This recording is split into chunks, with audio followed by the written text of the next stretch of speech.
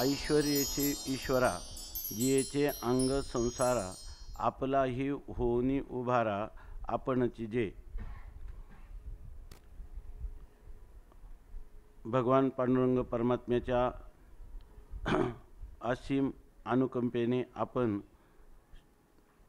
माऊलींचा जो अमृतानुभव किंवा अनुभवामृत नावाचा एक अध्यात्मविश्वातील अत्यंत अपूर्व ग्रंथ, त्याचे शब्दाच्या द्वारा माऊलींनी सांगितलेली प्रतिभा अनुभूती, तिथं यथाशक्ती यथामती वेध घेण्याचा प्रयत्न, नित्यानंद की दीपिका की जी शिवकल्याणकृत टीका आहे तिच्या आधाराने आपण प्रयत्न करीत आहोत. त्यामध्ये आज ह्या ओळीवरचं 29व्या क्रमांकाची ओळी आहे. त्या ओळीवरच्या साधारणपणे 299 ओळीपर्यंतची टीका आपण पाहिली. शेवटची ओळी आहे, म्हणून ईश्वराच्या ठाई ऐश्वर्येची प्रकृती नाही, ते आपणाशीच पायी शोभवी आपण. बघा, आता सकाळचं जो काय आपण पाहिलं त्याच्यामध्ये काही आपल्याला आक्षेपार्ह गोष्टी वाटतात. त्या आक्षेपार्ह गोष्टी अशा आहेत की सकाळी आपण चिंतन केलं चांगलं, बघा एकदम सगळे, तर त्याच्यामध्ये काही थोडी सकाळच्या चिंतनात आक्षेपार्हता वाटते. ती असं की आतापर्यंत हा ग्रंथाचा जो झोक आहे त्यामध्ये हे सर्व चैतन्याचा विलास म्हणून सांगितलं, चैतन्याचा विवर्त, आणि तेही या ठिकाणी प्रकृतीचा परिणाम याचा विचार, कारण प्रकृती स्वरूपाच्या ठिकाणी त्रैकालिक अत्यंताभावरूप आहे, त्यामुळे तिचा विलास वगैरे हे काही सांगण्यात ग्रंथाचा आत्तापर्यंत झोक नाही. इथे एक सर्वनाम आलेले, त्या सर्वनामाचा आपण विचार करू तर याच्यामध्ये दोनही अर्थ होतात.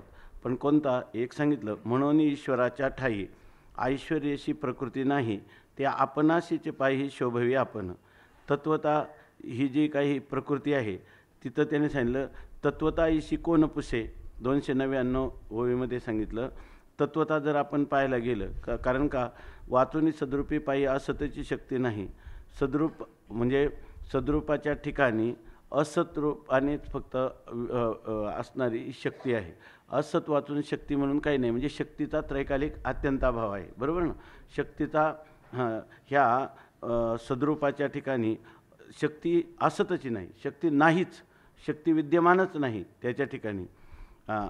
म्हणून हे आपलेची ठाई आपण मिरवी, म्हणून ते आपणच आपल्या ठिकाणी मिरवत आहे. म्हणजे कोणती व्यवहार रूपाने प्रकृतीच विलसत आहे असं त्याचा अर्थ झाला ना. म्हणून हे आपलेची ठाई आपण मिरवी, प्रकृती आपल्याच ठिकाणी आपण मिरवते. प्रकृती अधिष्ठानाला काहीच लाभहानी करत नाही किंवा प्रकृती त्याला द्वैत उत्पन्न करत नाही. आणि आतापर्यंत आपण काय पाहतो, अशाच प्रकारचं चिंतन सांगतात आणि त्या चिंतनाने पुन्हा काय सांगतात, हे आपलेची ठाई आपण मिरवी. या ठिकाणी हे अधिष्ठान घेतात की प्रकृती घेतात, अधिष्ठान घेतात बहुतेक ठिकाणी. हे आपले आपणाची ठाई म्हणजे परमात्मा परमात्म्याच्याच ठिकाणी मिरवत आहे, म्हणजे परमात्मा परमात्म्याच्या ठिकाणी विद्यमान आहे असं. तेव्हा हे म्हणण्याने अधिष्ठान असं साधारणपणे चिंतन चालतं, बरोबर आहे ना. तर या ठिकाणी हे पदाचा अर्थ आपण अधिष्ठान असं आपण घेऊ शकतो की नाही. हे मग प्रकृती जर त्याच्या स्वरूपाच्या ठिकाणी नाही, मग ती प्रकृती मिळवते का हे कारण प्रकृतीला स्वतंत्र सत्ता स्फुरण नाही, म्हणून हे अधिष्ठानच या ठिकाणी मिरवत आहे. चैतन्याची शोभा शोभत असे, असा एक झोक किंवा असं त्यांचं धोरण असं आपण आतापर्यंत पाहत आलो. आता तेच जर आपण पाहिलं, तत्वता ईशी कोण पुसे, ही तत्वता हिला कोण विचारणार आहे. हे व्यवहाराची विलसता असे, फक्त हिचा व्यवहाराची विलसता असे, हिला कोण विचारतं, हे व्यवहाराची विलसता असे. म्हणजे हेच परमात्मा स्वरूप जे आहे ते त्या प्रकृतीच्या ठिकाणी सत्ता स्फुरण घेऊन त्याचाच या ठिकाणी विलास चाललेला आहे की नाही, असं लागतं की नाही. म्हणून ह्या ग्रंथातले ज्या ज्या ठिकाणी सर्वनामं येतील, संस्कृत ग्रंथाप्रमाणेच आहे, सर्वनामाची निश्चिती करणं कठीण गोष्ट आहे. परंतु हे व्यवहाराची विलसता असे, म्हणजे हे जे अधिष्ठान आहे हेच व्यवहाराच्या रूपाने विलसतं आहे की नाही. म्हणजे ह्याचा उपयोग फक्त अधिष्ठानाचं यथार्थ ज्ञान होण्यासाठीच आहे, बरोबर ना. मग ह्या प्रकृतीचा विलास म्हणायचं का हा अधिष्ठानाचा विलास आहे, अधिष्ठानाचा विलास आहे असं म्हणायला पाहिजे, बरोबर. आता हे व्यवहाराची वास्तव्य अनुहीन से ईश्वरेविन, प्रकृतीच काय घेतलं तुम्ही, तर या ठिकाणी अणुसुद्धा, एक परमाणुसुद्धा ईश्वरे विना अणुही नसे. या ठिकाणी ईश्वरा वाचून एकही अणु नाही, म्हणजे ईश्वरच सर्व आहे. मी इथं ईश्वर शब्द जो आहे तो अधिष्ठानवाची, अधिष्ठानच सर्वत्र विराजमान आहे म्हणून ईश्वर. कारण जी प्रकृती नाहीच आहे, बरं, अधिष्ठानाच्या ठिकाणी नाहीच आहे, तर ती प्रकृती विलसते असं म्हणण्यापेक्षा या ठिकाणी हे अधिष्ठानच त्या ठिकाणी विलसत आहे म्हणून ईश्वराच्या ठाई. आता वास्तव्य अणुही नसे ईश्वरी विन, म्हणजे वास्तवता जर पाहिलं, बरोबर ना, ईश्वरा वाचून अणूचं सुद्धा वास्तव्य नाही, किंवा आपण मागे त्याचा सत्ता असा अर्थ केला जातो. अणूला देखील ईश्वरा वाचून सत्ता नाही, म्हणजे ईश्वर शब्दाचा अर्थ इथं अधिष्ठाना वाचून सत्ता नाही. म्हणून ईश्वराच्या ठाई ऐश्वर्यशी प्रकृती नाही, ते आपणाशीच पाही आपण शोभवी आपण. आता म्हणून ईश्वराच्या ठाई, म्हणून ईश्वराच्या ठिकाणी ऐश्वर्यशी प्रकृती नाही. ऐश्वर्यासहित म्हणजे जे तुम्ही ईश्वराच्या ठिकाणी जे ऐश्वर्य सांगता की त्याच्या ठिकाणी नियामकत्व आहे, किंवा आपण म्हणतो ज्ञानवैराग्य, काय ऐका यशश्री औदार्य ज्ञानवैराग्य ऐश्वर्य, हे साही गुण जे आहेत ते ऐश्वर्याची प्रकृती नाही. ते ऐश्वर्य कोणाचं आहे? आता सकाळीच आपण पाहिलं प्रकृतीचं आहे, आणि त्या ऐश्वर्यासहित असणारी प्रकृती ती त्या ईश्वराच्या ठाई नाही. त्या ईश्वराच्या ठिकाणी ती मुळातच विद्यमान नाही. ते आपणाशीचे पायी शोभवी आपण, ती आपल्याला काय करते? शोभतं. तर इथं काय म्हणतात? ते आपणाशीच पायी आपण शोभवी. ते म्हणजे कोण घ्यायचं? ते आपणाशीच आपण शोभवी, अर्थात अधिष्ठानच आपल्या ठिकाणी काय आहे? आपल्या ठिकाणी आपल्याद्वारा शोभायमान आहे. प्रकृती तर त्या ठिकाणी नाही, आणि हा तर विलास दिसतो, तो परमात्म्याच्याच ठिकाणी तो विलास दिसतो. म्हणजे त्याच्या ऐश्वर्यात यत्किंचितही उणीव न येता त्या ठिकाणी तो प्रकृतीचं काही साह्य न घेता, बरोबर ना, तो आपल्याच ठिकाणी. कारण याच्या ठिकाणी हा जो विलास आहे, हा विलास कुठं होत आहे? आपलाच आपल्याच्याच ठिकाणी होत आहे, प्रकृतीचा प्रकृतीच्या ठिकाणी नाही. तेव्हा ह्या सर्व नामाने आपण काय घेतलं पाहिजे? अधिष्ठान. आणि याचं कारण असं आहे का हे प्रकृती आणि पुरुष दोन्ही चालले असताना पुरुषाच्याच ठिकाणी हा विलास आहे. म्हणजे पुरुष म्हणजे अधिष्ठान रूपी असणारा जो पुरुष आहे, ज्याच्या ठिकाणी प्रकृतीच्या सापेक्ष आलेलं पुरुषत्व आहे, त्याचा पण आम्ही विलास सांगत नाही. कारण प्रकृती जेव्हा नाही तेव्हा प्रकृती सापेक्ष आलेलं पुरुषत्व पण तिथं नाही, पण मूळ पुरुष मात्र जो का तो जसाच्या तसा आहे. म्हणून म्हणतात ते ऐश्वर्य, म्हणून ईश्वराच्या ठाई ऐश्वर्याशी प्रकृती नाही, ते आपणाशीच पायी शोभवी आपण. ते आपलंच आपल्याला शोभवीत आहे. म्हणून म्हणतात एका जनार्दनी एकपणे उभा, आणि चैतन्याची शोभा शोभतसे असं. एवम अंग संसारा हे पद येथे वाखानिले हे द्विविध, व्यापारार्थी एकविध, दुसरे निषेधार्थ. ही ओवी एक कशी लावायची बघा, की एवम अंग संसारा हे पद वर काय आहे? ऐश्वर्यशी ईश्वरा, बरं ना, ऐश्वर्यशी ईश्वरा, जियेचे अंग संसारा, आपलाही होनी उभारा, आपणची जे. ही आता सगळ्याच ओवीचा अर्थ ह्या रूपाने लावा लागेल. आता ते सांगतात इथं जियेचे अंग संसारा, अशी दोन पद आहे का नाही? किंवा अंग संसारा एक पद करा, किंवा अंग संसारा दोनही केले तरी. एवम अंग संसारा हे पद, अंग संसारा हे जे पद आहे, येथे वाखानिले द्विविध, इथं दोन प्रकारांनी सांगितलेलं आहे.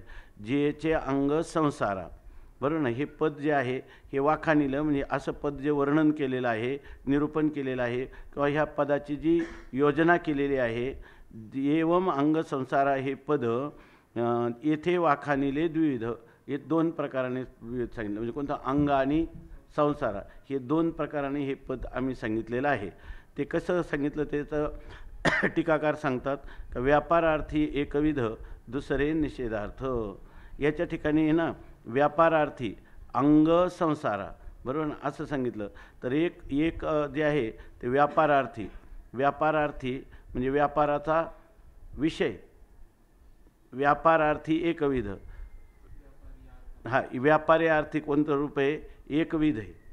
जियेचे अंग दोन प्रकाराने वर्णन केलं.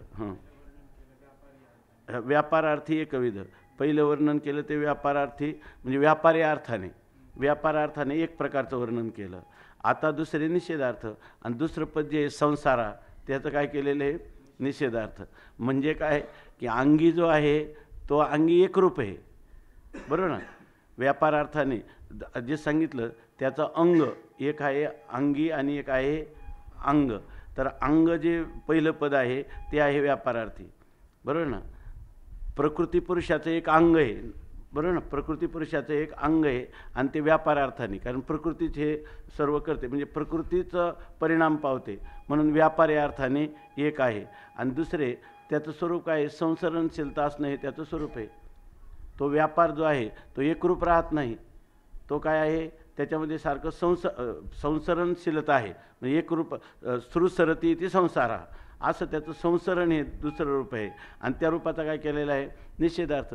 तो अंगी असणारा जो परमात्मा त्याच्यावर, बरोबर ना, त्याचं अंग असणारी जी प्रकृती, बरोबर, ती प्रकृतीच काय करते परिणामाला पाहून ह्या जगदरूपाने परिणाम पावते. पण जगदरूपाने जेव्हा ती परिणाम पावते तेव्हा ती जी प्रकृती आहे त्या प्रकृतीचा होणारा जो परिणाम, जगरूपाने होणारा परिणाम हा काय संसारा, म्हणजे हा संसरणशील आहे. अर्थात हे जे संसरणशीलत्व आहे हे अधिष्ठानाच्या ठिकाणी नाही, त्या प्रकृतीच्या ठिकाणी संसरणशीलत्व आहे. म्हणजे प्रकृती जी आहे तिच्या ठिकाणी हे आगमापायित्व सिद्ध होतं, बरोबर ना.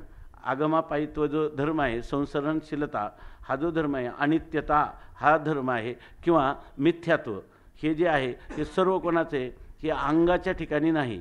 हे जे अंगाच्या ठिकाणी अंगी असणारी जी प्रकृती आहे त्या अंगाच्या व्यापारार्थी ते अंग एकरूपच आहे. म्हणून दोन शब्द सांगितले, व्यापारार्थी एकरूप. जिथं तुम्हाला व्यापार सांगायचा त्या व्यापार सांगताना त्याचं स्वरूप जे अंग आहे, अंग म्हणजे या ठिकाणी अंगी घ्यायचं. अंग आहे म्हणजे त्याचं जे मूळ स्वरूप आहे अंग ते तर कसं आहे एकविध आहे, एकच प्रकारचं आहे. म्हणजे ते अपरिवर्तनशील आहे, अपरिणामी अशा स्वरूपाचं आहे किंवा अविकारी अशा स्वरूपाचं आहे. आणि दुसरं जे स्वरूप आहे त्याचं जे अधिष्ठानाचं जे स्वरूप आहे ते असं आहे, ज्या अधिष्ठानाला ग्रहण करून प्रकृती परिणाम पावते त्याच्यामध्ये एक अंग आणि संसारा असे दोन पदं दिलेले. तर पहिले हे व्यापारार्थी म्हणजे प्रकृतीच्या जेव्हा व्यापार होतो त्यावेळेला ते जर त्याचं अधिष्ठान पुरुष नसेल तर प्रकृती स्वतंत्ररीतीनं परिणाम पाहू शकत नाही. म्हणून त्याचं आहे की नाही, म्हणून त्याचा अंग व्यापारार्थी जेव्हा प्रयोग करतात तेव्हा त्याचं जे अंग म्हटलेलं आहे तर त्या अंगाचा परिणाम होत नाही. ते व्यापारार्थी सांगत असताना एक अंग जे आहे ते जसंच्या तसंच असंसरणशील राहतं. आणि दुसरा जो भाग आहे त्याचा संसारा, बरोबर ना. दुसरा भाग म्हणजे कोणता, प्रकृतीचा भाग.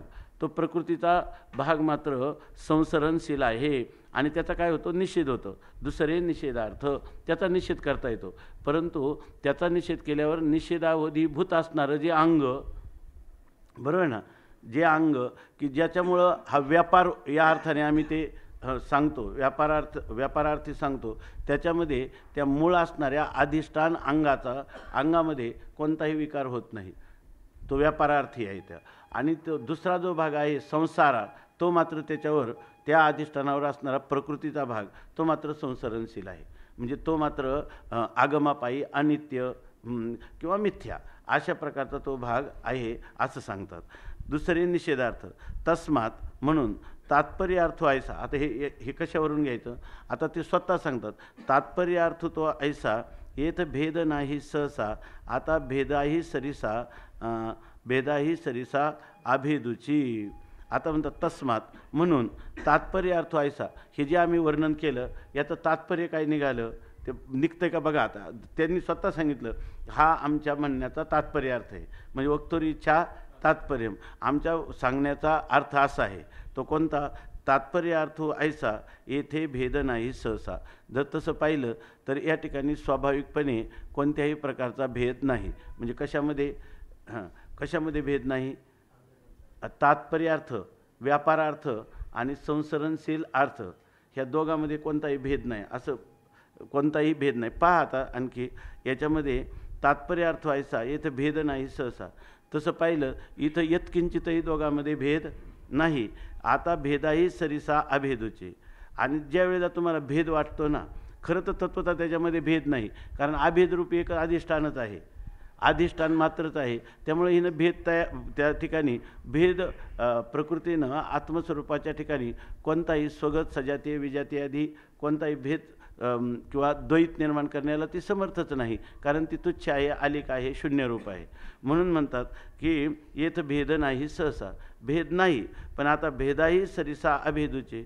आणि समजा तुम्ही म्हणा की भेद आहे, बरोबर ना, तो भेद जरी असला तरी भेदाच्या वेळेला म्हणजे तुम्ही काय म्हणणार, विजातीय का खरं तर काय आहे, आयसी ये निरुपाधिके, जगाची जी जनके ही दोन्ही निरुपाधिक आहेत, कारण त्यांची सत्ता भिन्न आहेत, एकेकाला उपाधीच होत नाही. पण तुम्ही म्हटले की त्या प्रकृतीची सत्ता जी आहे ती प्रातिभाषिक आहे आणि त्याची सत्ता काय आहे, पारमार्थिक आहे. असा भेद त्या ठिकाणी मानावाच लागतो. हा भेद कोणता होईल, स्वगत का सजाती का विजातीय भेद? नाही. जर तुम्ही सांगितलं दोघांची सत्ता भिन्न आहे असं तुम्ही म्हटलं, म्हणून विजातीय का होईना एक पदार्थाचा त्याचा भेद झाला असं तुम्ही म्हणाल.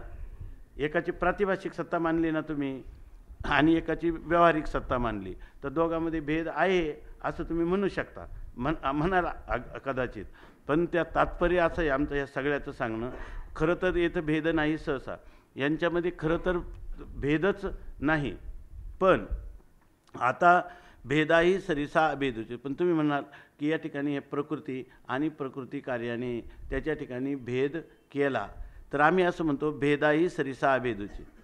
ज्यावेळेला तुम्ही भेद केला म्हणतात त्यावेळेला त्या भेदाबरोबर कोण आहे, खरा अभेदच आहे.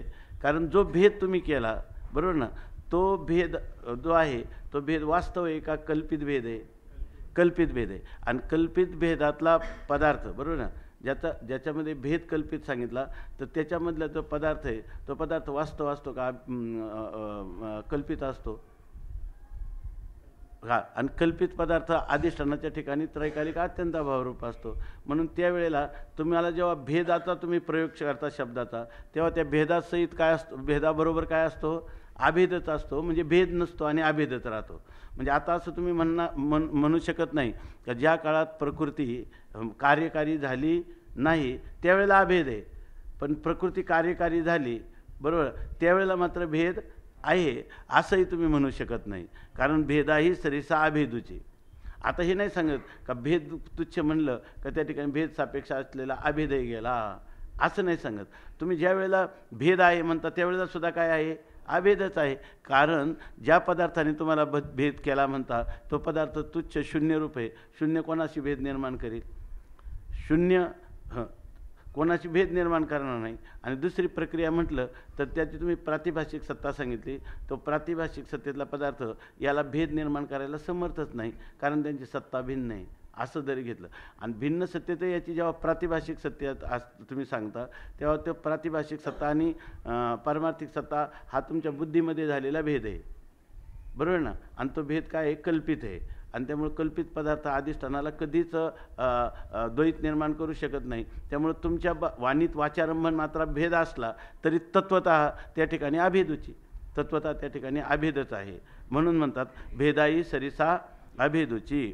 अहो सत्तेच्या ठाई ज्ञानमात्रे विना अर्थची नाही, त्या ज्ञाना माझी पाही अवघेची विश्व. हे सगळ्यात ओव्या थोड्या कठीण आहे. त्याच्यामध्ये सांगतात की अहो, तर आम्हीच तुम्हाला विचारतो, सत्तेच्या ठाई, सत्तेच्या ठिकाणी म्हणजे सत्तेच्या स्थानी म्हणजे सद्रूप असणाऱ्या अधिष्ठानाच्या ठिकाणी ज्ञानमात्रे विना अर्थची नाही. त्या सत्तेच्या ठिकाणी दुसरा अर्थ आहे का, विषय आहे का कोणता? विषय कोणता आहे तिथं? ज्ञान मात्रे विना. सत्ता म्हणजे काय आहे, फक्त सत्तेच्या ठिकाणी ज्ञान मात्रच आहे. म्हणजे जी सन्मात्र आहे ती फक्त चिन्मात्रच आहे. आणि त्या सन्मात्र चिन्मात्र स्वरूप असणाऱ्या अधिष्ठानाच्या ठिकाणी ज्ञानमात्रे विना अर्थची नाही. तिथं दुसरा कोणता विषयच नाही. खरं ज्या वेळेला त्या सत्तेचं ज्ञान होतं त्यावेळेला ती सत्ता आणि ज्ञान एकरूप असतात का, दोन असतात? एक सन्मात्र ज्ञानमात्र अशी एकच अद्वैतच वस्तू असते. तिथं अर्थची नाही. तिथं दुसरा कोणता विषय आहे? दुसरा कोणता विषय आहे? दुसरा कोणता विषयच नाही. त्या ज्ञाना माझी पाय अवघीची विश्व. आणि दुसरा विषय नाही म्हणजे काय, त्यावेळेला ती सन्मात्र जे आहे ते ज्ञानमात्र आहे, बरोबर ना. आणि ज्ञानमात्र आहे ते सन्मात्र आहे. आणि ते दोन्ही सत आणि चित या दोन्ही पदांचं वाच्य नाही, बरोबर आहे ना. म्हणायचं झालं तर ते काय लक्ष्यार्थ आहे किंवा सन्मात्र आणि चिन्मात्र या शब्दाने उपलक्षित असणार आहे. ते दोन्ही शब्दांची प्रवृत्ती तिथं असलीच पाहिजे असं काही नाही. एकदा ज्ञान झाल्यावर तिथं सन्मात्र चिन्मात्र या शब्दाचा देखील प्रयोग नाही, तर तिथं दुसरा विषय कोणता आहे? ज्ञानमात्रे विना अर्थची नाही, त्या ठिकाणी दुसरा कोणताही विषय नाही किंवा पदार्थ राहतच नाही. आणि त्या ज्ञाना माझी पायी अवघेचे विश्व, आणि सगळं जे विश्व आहे ते विश्व काय आहे? त्या ज्ञानामध्ये. हे जे विश्व आहे हे सगळं त्या ज्ञानामध्ये आहे. म्हणजे ते कोणा ठिकाणी ते सगळं त्या अधिष्ठानामध्येच आहे. म्हणजे ते सगळं विश्व हे अधिष्ठान मात्रच आहे. कारण सन्मात्र आणि चिन्मात्र याच्याशिवाय दुसरं काय? आता तुम्ही म्हटलं ते वेगळा पदार्थ म्हणून संसरणशील असं जगत आहे, हा त्याचा अर्थ आहे. व्यापारार्थी एक आणि निषेधार्थी दुसरं, संसारा. तर तिथं संसार उपलब्ध होतो का? संसार उपलब्ध होत नाही. सत आणि चित पदाने उपलक्षित असं एकमात्र अधिष्ठानच त्या ठिकाणी राहतं. ठीक आहे ना? म्हणून म्हणतात की त्या ज्ञाना माझी पायी अवघेचे विषय. सगळं विश्व जे आहे, बरोबर ना, हे जे सगळं विश्व आहे ते सुद्धा प्रकृती पुरुषामध्ये आहे. बघ, चांगलं लक्षात घ्या. सापेक्ष असणारा पुरुष आणि प्रकृती यांच्यामध्ये आहे का? ते संपूर्ण चित्र हे ज्ञानामध्ये आहे, ज्ञानमात्रामध्ये आहे.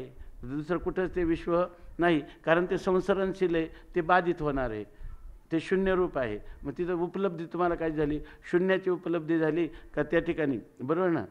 त्या ठिकाणी जी उपलब्धी झाली, शून्याची उपलब्धी झाली का शून्याचा निराश झाला? शून्य रूप असणाऱ्या विश्वाचा काय झाला? जगाचा निराश झाला. आणि तिथं वस्तू कोण दिसली तुम्हाला? निराश. बरोबर ना? कल्पिताच्या निवृत्तीने म्हणजे प्रकृती पुरुष आणि प्रकृती पुरुषाचं कार्य जगत यांच्या निवृत्तीने उपलक्षित अशा प्रकारची जी वस्तू झाली ती वस्तू कोणती आहे? चिन्मात्र ज्ञान आहे की नाही? मग हे विश्व कुठं दिसलं तुम्हाला? विश्व प्रकृती पुरुषात दिसलं का केवळ प्रकृती दिसलं का पुरुषात दिसलं का विश्व अधिष्ठानातच दिसलं? विश्व कुठं दिसलं? अधिष्ठानात. म्हणून म्हणतात ज्ञाना माझी पायी अवघेचे विश्व. ते सगळं ज्ञानामध्ये दिसलं. ज्ञान नसतं तर त्याला सत्ता नसते. बरोबर ना? सत्ता नसती तर त्याचं काही नसतं, ज्ञान नसतं, ऐक नाही. आणि सत आणि ज्ञान हेच दिसत ना, आस्ती आणि भाती. जगत आहे आणि जगत भासतं. हे आस्ती भाती कोणाचं आहे? जगताचं आहे का? जगताचं हे उष्ण आलेले आहे कोणाचं? अधिष्ठानाचं. म्हणून त्याच्यामध्ये सुद्धा जग दिसत असताना आम्ही काय पाहतो? अधिष्ठानच पाहतो असं सांगतात. ठीक आहे ना?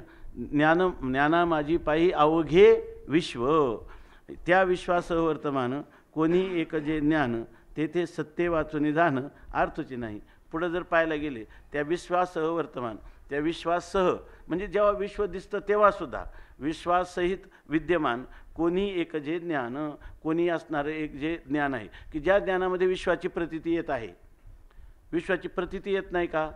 आणि त्या प्रतीतिकालीसुद्धा ते विश्व काय आहे? अवघं ज्ञान मात्रच आहे. संपूर्ण विश्व हे ज्ञान मात्रच आहे. कसं आहे आपण आता पाहिलं तर त्या विश्वास वर्तमान कोणी एक जे ज्ञान, त्या विश्वाससहित वर्तमान असणारं जे ज्ञान आहे ते ज्ञान तेथे सत्य वाचून जाणं अर्थचे नाही. त्या ठिकाणी जे ज्ञान झालं तिथं ज्ञानाच्या ठिकाणी तुम्हाला काय दिसेल? सत्ता. कारण सत्य वाचून ज्ञानच असू शकत नाही. मग तुम्हाला तिथं सत आणि चित दिसलं का? जग दिसलं? सत आणि चित दिसलं का तुम्हाला त्या ठिकाणी जग दिसलं? जगामध्ये जगाला स्वतःची सत्ता पण नाही आणि चित्व पण नाही. म्हणजे जे सत्व आणि चित्व आहे कोणाचं? अधिष्ठानाचं आहे. मग जग पाहत असताना, जगाची प्रतीती येत असताना तुम्हाला काय दिसेल? जग दिसेल का सच्चित दिसेल? जग दिसत असताना सच्चिताची प्रतीती. तुम्हाला असं नाही का जगताची अप्रतीती झाली म्हणजे अधिष्ठानाचं ज्ञान आहे, असं नाही. जगाची प्रतीती येत असताना प्रतीती उपही चैतन्याच्या ठिकाणी प्रतीतीला येणाऱ्या पदार्थाचा त्रैकालिक अत्यंताभावाचा निश्चय जर तुमचा झाला असेल तर तुम्हाला त्या ठिकाणी प्रतीतीच्या अभावात ते वाटते का प्रतीती येत असताना आहे? प्रतीती येत असताना देखील जग काय आहे? अधिष्ठानाची सत्ता, अधिष्ठानाचं चिद्रूपत्व, आनंदरूपत्व, अद्वयत्व अबाधित आहे असं. तेथे सत्य वाचून जाणं अर्थच नाही. म्हणून सत्तेच्या ठाई. आता हे झालं का? बरं, सच्चितला सोडू नये का चित सतला सोडू नये? नाही. मग जेव्हा जगाची सत्ता तुम्ही पाहता, जगाचं ज्ञान पाहता, तेव्हा ज्ञाना वाचून दुसरं काही त्याच्यामध्ये दिसत नाही, कारण ती सत्ता काय होऊन जाते, ज्ञान मात्र. आणि जेव्हा तुम्ही ज्ञान पाहता, बरोबर ना, ते सत्य वाचून आहे का? नाही. आणि जी सत्ता आहे ती ज्ञाना वाचून आहे का? नाही. आता ज्ञाना वाचून नाही तर जग काय पाहता, प्रतीतीला येताना जग ज्ञान मात्र आहे. तसंच प्रतीतीला येताना, प्रतीतीला येतं आहे ना, त्याचं ज्ञान होतं, याचा अर्थ सत्ता आहे. मग ती सत्तासुद्धा काय पाहता तुम्ही, कोणाची पाहता? सत्तासुद्धा अधिष्ठानाचीच पाहता, बरोबर ना. जगताची सत्ता नाही, तुम्ही काय करता, अधिष्ठानाच्या सत्तेनं पाहता, अधिष्ठानाची सत्ता पाहता. म्हणजे काय पाहता, जगताची सत्ता नाही पाहत, सत्तेची सत्ता पाहता. जगताचं ज्ञान नाही, ज्ञानाचं ज्ञान आहे, बरोबर आहे की नाही? बरोबर. तुम्हाला ज्ञान होतं, पहिल्यांदा ज्ञानाचं ज्ञान होतं म्हणजे आत्मस्वरूपाचं भान होतं, पाहता त्याला. आणि भान कोणाचं होतं? आपल्या आत्मस्वरूपाचं होतं, त्याला म्हणायचं का भानाचं भान होतं. म्हणून त्यांनी इथं सांगितलं, त्या विश्वासवर्तमान कोणी एक जे ज्ञान, ते तर सत्य वाचून जाणं अर्थाचे नाही. विश्वाचं जेवढं ज्ञान होतं त्या ज्ञानात ज्ञान होतं, पण सत्य वाचून तर ज्ञानच नाही. म्हणजे विश्वाच्या सत आणि चित्त तुम्हाला यथार्थ भान होतं, बरोबर ना. आता सत्य वाचून जाणं अर्थाचे नाही, म्हणून सत्तेच्या ठाई सत्य विन दुसरे नाही. आता ज्ञान आणि सत्ता दोन्ही एक झाले, मग तुम्ही जगताची सत्ता म्हणता, त्यावेळेला सत्तेच्या ठाई, त्या सत्तेच्या ठिकाणी जर तुम्ही पाहिलं, जगत आहे का सत्य वाचून दुसरे नाही. सत्तेच्या ठिकाणी कोण आहे? सत्ताच आहे. आणि जगताच्या ज्ञानाच्या ठिकाणी कोण आहे? जगत आहे का ज्ञान आहे? म्हणजे काय आहे? ज्ञानच आहे. म्हणून सत्तेच्या ठाई सत्य विन दुसरे नाही. सत्तेच्या ठिकाणी सत्य वाचून तुम्हाला सत्तेची प्रतीती येते का जगताची प्रतीती येते? सत्याची प्रतीती येते, ते जगताची कुठं प्रतीती येते? मग हे अनुभवी पायी जाणती खुण.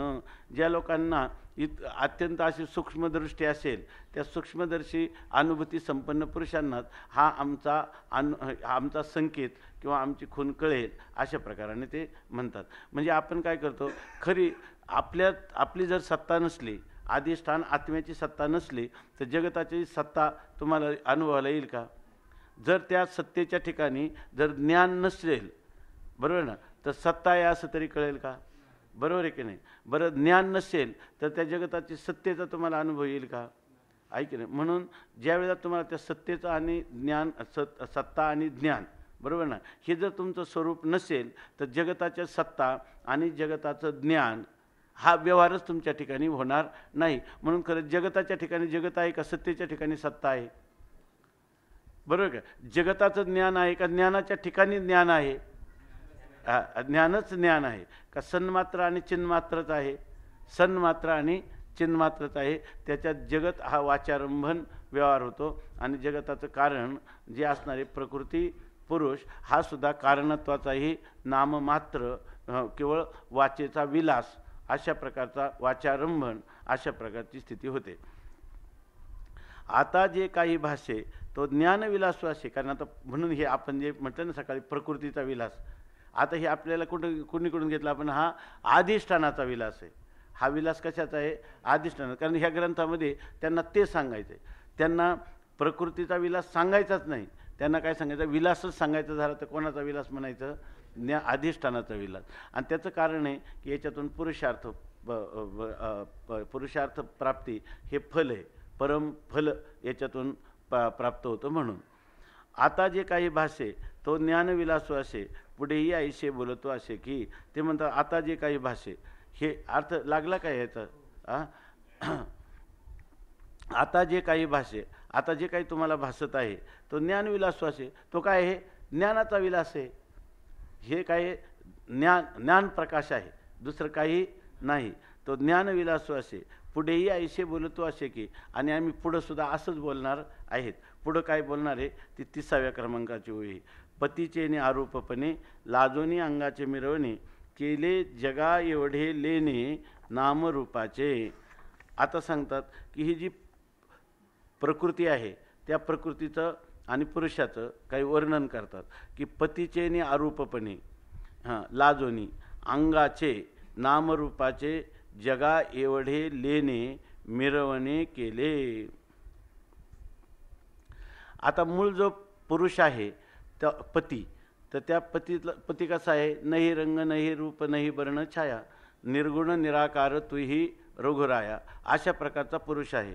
त्या पतीचेने अरूपपणे तो पती जो आहे त्याला रूपच नाही, रूप म्हणजे त्याला नावही नाही, रंगही नाही, वर्णही नाही, अशा प्रकारचा असणारा तो पुरुष. आणि तो तिचा कोण आहे? पती. मग हिचा पती प्रकृती म्हटलं की ती काय आहे? तिच्या ठिकाणी नामरूप आहे. प्रकृतीच्या ठिकाणी काय आहे? नामरूप आहे. तसं जर पाहिलं ना तर ते दोन्ही अव्यक्त आहे. प्रकृतीसुद्धा काय आहे? अव्यक्त आहे. आणि पुरुषसुद्धा काय आहे? अव्यक्त आहे. परंतु जो पुरुषाचं जे अव्यक्तत्व आहे ना ते नित्य निरंतर राहणार आहे. विकारी ते अव्यक्त भावातून व्यक्त भावाला कधीच येत नाही. बरोबर ना? अव्यक्तातून व्यक्त भावाला कधीच येत नाही. परंतु ही प्रकृती जरी अव्यक्त असली तर प्रकृती परिणाम पावणारी आहे, विकारी आहे. प्रकृती विकारी आहे. त्यामुळं पुरुषाचं जे स्वरूप आहे त्या पुरुषाचं अरूप आहे आणि तोच आपला काय आहे? पती आहे. हे म्हणणं तिला काय नाही, ह्या म्हणण्याने ती लाजली. म्हणजे आपला जो पती आहे तो पती कायमचाच अरूप आहे. अरूप आणि असणं हे त्याचं काय आहे? स्वरूप आहे. असं म्हणल्यावर मग त्याचा अर्थ प्रकृतीला तर विकार त्याला जर विकारी केलं नाही तर तिचं काय आहे? पुरुषाला जर विकारित्व आणलं नाही तर तिचं काय सामर्थ्य आहे? विकारी प्रकृतीला काय महत्त्व आहे? असं जर म्हटलं तर ते म्हणतात त्याच्या आरोपपणाला ती लाजली की माझा पती असणारा जो पुरुष तो पुरुष कायमचा कसा आहे? नित्य अव्यक्त स्वरूपाला आहे. तो व्यक्त भावाला कधीच येत नाही. असं जर म्हटलं तर त्याची तिला काय वाटली? लाज वाटली. म्हणून लाजोनी जिने नामरूपाचे जगडा एवढे लेणे अंगाचे मिरवणे केले. तर ते म्हणतात तिनं काय केलं? आपल्या अंगाचं म्हणजे आपल्या स्वतःच्या अंगाचं त्याला लेणं केलं. म्हणजे तो जरी अव्यक्त असला तरी त्याला शोभवलं पाहिजे, आहे की नाही? त्याला शोभा आणली पाहिजे. मग तिनं काय केले? आपल्या अंगाचं म्हणजे आपल्या स्वतःच्या स्वरूपाचं. आपले स्वरूप ती कशी आहे?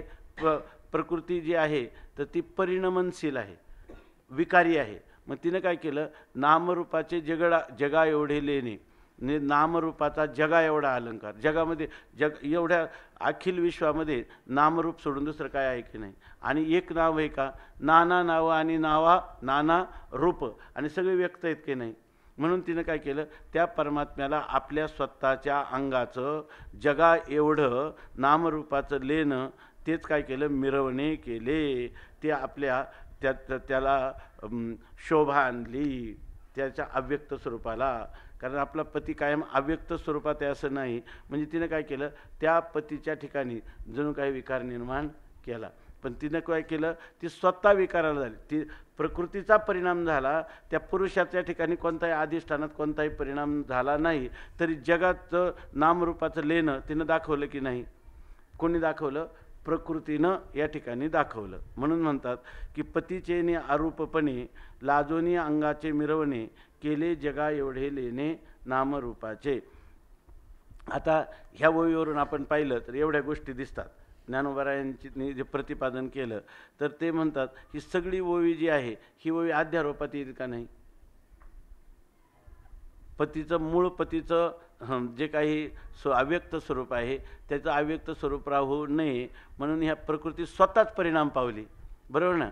आणि आपल्याला जे वेदांताचं जे काही चिंतन आहे किंवा वेदांताचे जे प्रक्रियात्मक चिंतन आहे त्याने आपण म्हणतो का अधिष्ठानाला कोणत्याही प्रकारचं विकारी न करता, परंतु त्या अधिष्ठानाच्या सत्तेने त्याचं सत्ता आणि स्फुरण ग्रहण करून किंवा त्याच्या प्रतिबिंबाला ग्रहण करून म्हणजे बिंबरूप परमात्म्याला काहीच न करता त्या प्रतिबिंबाला ग्रहण करून तिने हे जगा एवढं नामरूपाचा अलंकार त्याला घालून त्याला सजवलं असं आपण म्हणतो. म्हणजे या ठिकाणी काय आहे? जगत हे परमात्म्याचा विवर्त आहे. जगत हे परमात्म्याचा विवर्त आहे आणि प्रकृतीचा परिणाम आहे. अशा रीतीने ह्या प्रक्रिया आपण साधारणपणे ह्या ओवीमध्ये सांगू शकतो. परमात्म्याचा विवर्त म्हटल्यामुळं अधिष्ठान असंग निर्विकार राहिलं. बरोबर आहे ना? आणि प्रकृतीचा परिणाम म्हटल्यामुळं या ठिकाणी सांख्यांच्या सारखा स्वतंत्र प्रकृतीचा परिणाम सिद्ध झाला नाही. कारण तिनं काय केलं? त्या बिंबाला प्रतिबिंबाला ग्रहण करून या ठिकाणी ती परिणाम पावली आणि ते जे बिंब आहे ते मात्र असंग निर्विकारच राहिलं. अशा रीतीनं वेदांताचा जो सिद्धांत आहे तो सिद्धांत अबाधित राहतो. म्हणून आपण अशा प्रकारे याचं चिंतन करू शकतो, आहे की नाही. आता पतीचेने आरूपपणे लाजोनी अंगाचे मिरवणे केले जगा एवढे लेणे नामरूपाचे. ज्या परमात्म्याला काहीच नामरूप नव्हतं त्या परमात्म्याच्या ठिकाणी अनंत नामरूपाचा विस्तार ह्या प्रकृतीने केला, की जेणेकरून जणू काही, बरोबर ना, तो पुरुष आहे तो नामरूपाला आणला. खरा नामरूपाला आणला का तिचाच त्या प्रकृतीचाच परिणाम झाला, प्रकृतीच्या ठिकाणी झाला, बरोबर, अधिष्ठानावर झाला. पण अधिष्ठान असंग निर्विकार राहिलं असा त्याचा परिणाम झाला, असा त्या प्रकृतीचा परिणाम आपण सांगतो.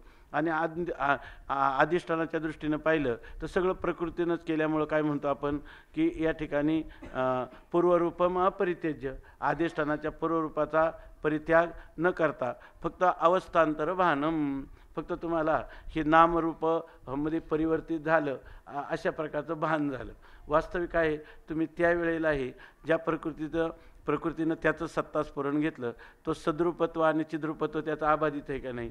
परंतु प्रकृतीच्या ठिकाणी झालेला व्यवहार त्याच्या ठिकाणी झाला नाही, पण त्याच्या वाचून झाला नाही, बरोबर ना. त्याच्या ठिकाणी झाला नाही पण त्याच्या वाचून झाला नाही. आणि अधिष्ठानात यालाच आपण काय म्हणायचं, की हा सगळा व्यवहार जो आहे तो परमात्मा स्वरूपावरच झाला, आहे की नाही. त्याच्या वाचून झाला नाही. याचा प्रयोग कसा झाला, त्याच्यावरच झाला. वास्तविक त्याच्यावर झालाच नाही पण त्याच्या वाचून झाला नाही, म्हणून या प्रकृतीनं स्वतंत्र केला नाही. मग या ठिकाणी प्रकृतीला स्वतंत्र केला नाही, त्या प्रकृतीची स्वतंत्र सत्ता सिद्ध होत नाही. मग त्या प्रकृतीचा एकट्याचा सांख्यासारखा स्वतंत्र प्रकृतीचा परिणाम सिद्ध होईल का इथं, नाही. बरं, अधिष्ठानाला विकार करण्याचं प्रकृतीचं स्वतंत्र सामर्थ्य आहे असं म्हणता येईल का, नाही. कारण सत्ता भिन्न आहेत, आहे की नाही, सत्ता भिन्न आहेत. म्हणून ती त्या ठिकाणी खरं जर पाहिलं तर प्रकृती उपाधी झाली असं तरी म्हणता येईल का, प्रकृती त्याचं विशेषण झाले असं म्हणता येईल का, नाही. विशेषण तर झालीच नाही पण उपाधी पण झाली नाही. पण उपाधीचं तुम्ही मग आता हे जगाचं काय सांगितलं, हे जणू काय सांगितलं, हे आम्ही काय सांगितलं, इव सांगितलं, येव सांगितलं नाही. असं आपण ह्या ओवीवरून साधारणपणाने जे पारंपरिक वेदांताचं चिंतन आहे त्याला अनुसरून असं करू शकतो, आहे की नाही. आणि आपल्याला वाटतं की ही ओवी तर ठीक आहे की अशा प्रकाराने हाच विचार केला पाहिजे. ही अध्यारोपाची भाषा आहे असं आपण म्हणू. आता टीकाकार काय म्हणतात ते पाहिजे. सत्तारूप जो पती तेथे शक्तीची अनुपपत्ती, म्हणून नामरूपाची वायबुंथी घेऊन मिरवे. हे एकदम सरळ याच्यामध्ये आता हे जे प्रक्रिया आपण सांगतो हे म्हटलं तर वेदांत सिद्धांत रूपाने आणि म्हटलं तर खरी अनुभूती या रूपाने हे शिवकल्याण स्वामी सांगतात. बघा, सत्तारूप जो पती, सत्ता हे ज्याचं स्वरूप आहे तो त्या प्रकृतीचा कोण आहे, पती. तेथे शक्तीची अनुपपत्ती आणि त्या पतीच्या ठिकाणी केवळ सन्मात्र रूपाने, सन्मात्र असणं याच्यातच दुसरा पदार्थ नाही, बरोबर ना. आणि मग तेथे शक्तीची अनुपपत्ती, तिथं शक्तीची असंभवनीयता आहे. सत्तारूप असणाऱ्या पती म्हणजे पतिरूप अधिष्ठानाच्या ठिकाणी म्हणजे सन्मात्र अधिष्ठानाच्या ठिकाणी शक्तीची अनुपपत्ती, शक्ती असंभवनीय आहे. सन्मात्रामध्ये शक्ती राहीलच कशी, म्हणून नामरूपाची वायबुंथी घेऊन मिळवे. तिथं ती राहूच शकत नाही. म्हणून ह्या जगताची संगती जर सांगायची असली, तुम्हाला ज्याचं म्हणतं ना ऐश्वर्याचे ईश्वरा जेचे अंग संसारा, किंवा पतीचेने आरूपपणे लाजोनी अंगाचे मिरवणे जगा एवढे लेणे नामरूपाचे. जगा एवढं अलंकार नामरूपाचा घातला असं जे वर्णन करतात, हे साहित्यिक भाषेत जर आपण पाहायला लागलं तर आपल्याला काय वाटतं, हे कौतुक आहे. जगा एवढं त्याला काय केलं, नामरूपाचं लेणं घातलं. वास्तविक आहे की लेणं जे आहे, बरोबर ना, ज्या अंगावर लेणं घातलं ते अंगण कायमचं आहे.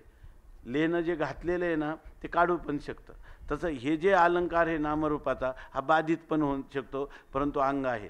अगोदरही अंग आहे, नंतरही अंग आहे, बरोबर ना. मधल्या काळात अलंकार दिसले तरी अंग आहे, बरोबर. आणि अलंकार जे अगोदर नाहीत आणि नंतर नाहीत तर ते मधल्या काळात दिसले तरी ते सुद्धा ते नाहीत, अशा प्रकारची स्थिती आहे. म्हणजे आपल्याला ज्ञात असणाऱ्या प्रक्रियेच्या द्वारा जर आपण म्हटलं काय आदव अंत्यचे असते वर्तमाने पितन तथा, आदौ अंते च यन्नास्ति वर्तमाने पितन तथा. सत्तारूप जो पती तेथे शक्तीची अनुपपत्ती. जर शक्तीच त्या ठिकाणी नाही तर नामरूपाची वायबुंती घेऊन मिळवे. तर ती नाम आणि रूपाची वायबुंती म्हणजे व्यर्थच असणारी एक खोळ, बरोबर आहे ना. ती खोळ घेऊन ती उगीच म्हणजे आच्छादन घेऊन ती मिरवे, ती शोभत आहेत. कोणती म्हणजे याचा अर्थ नामरूप हे काय वायबुंती नामरूप ही व्यर्थ असणारी त्याची आच्छादन आहे. म्हणजे ते खरं त्या काळात त्याला आच्छादन नाहीच आहे, बरोबर ना. त्या नामरूपाने त्याच्या सच्चिदानंद स्वरूपाला कधीच आवृत्त केलेलं नाही, जणू काही आवृत्त केलं असं वाटतं. कारण काय, जर खरंच आवृत्त केलं असतं चांगलं बघा, तर ते आवृत्त करणं हे त्या अधिष्ठान ज्ञानाने ते अनावृत्त झालं नसतं, आपलं ते निवृत्त झालं नसतं. ज्या अर्थी अधिष्ठान ज्ञानाने त्याची निवृत्ती होते त्या अर्थी ते नामरूप काय आहेत, मिथ्या आहेत, बरोबर ना. आणि नामरूपाचं कारणसुद्धा मिथ्या आहे, कारण अधिष्ठान ज्ञानाने कारणासहित कार्याची काय होते, निवृत्ती होते. याचा अर्थ जो पदार्थ ज्ञान निवृत्ती असतो तो पदार्थ मिथ्या असतो. म्हणून या ठिकाणी हे नामरूप काय आहेत, मिथ्या आहेत. पतीचेने आरूपपणे पतिव्रतेशी न घडे मिरवणे, या लागी वावगेची लेणे ल्याली नामरूपात्मक. याच्यामध्ये सांगतात पतीचेने आरूपपणे, आपला पती आरूप आहे हे पाहिल्यानंतर पतिव्रतेशी न घडे मिरवणे. जर त्याच्या ठिकाणी त्याला रूपच नाही तर त्याला घेऊन त्या पतिव्रतेला मिरवता येत नाही. म्हणून या लागी वावगेची लेणे नामरूपात्मक लिहिली. म्हणून तिनं नामरूपाचं व्यर्थच असणारे अलंकार किंवा लेणं तिनं परिधान केले, बरोबर ना.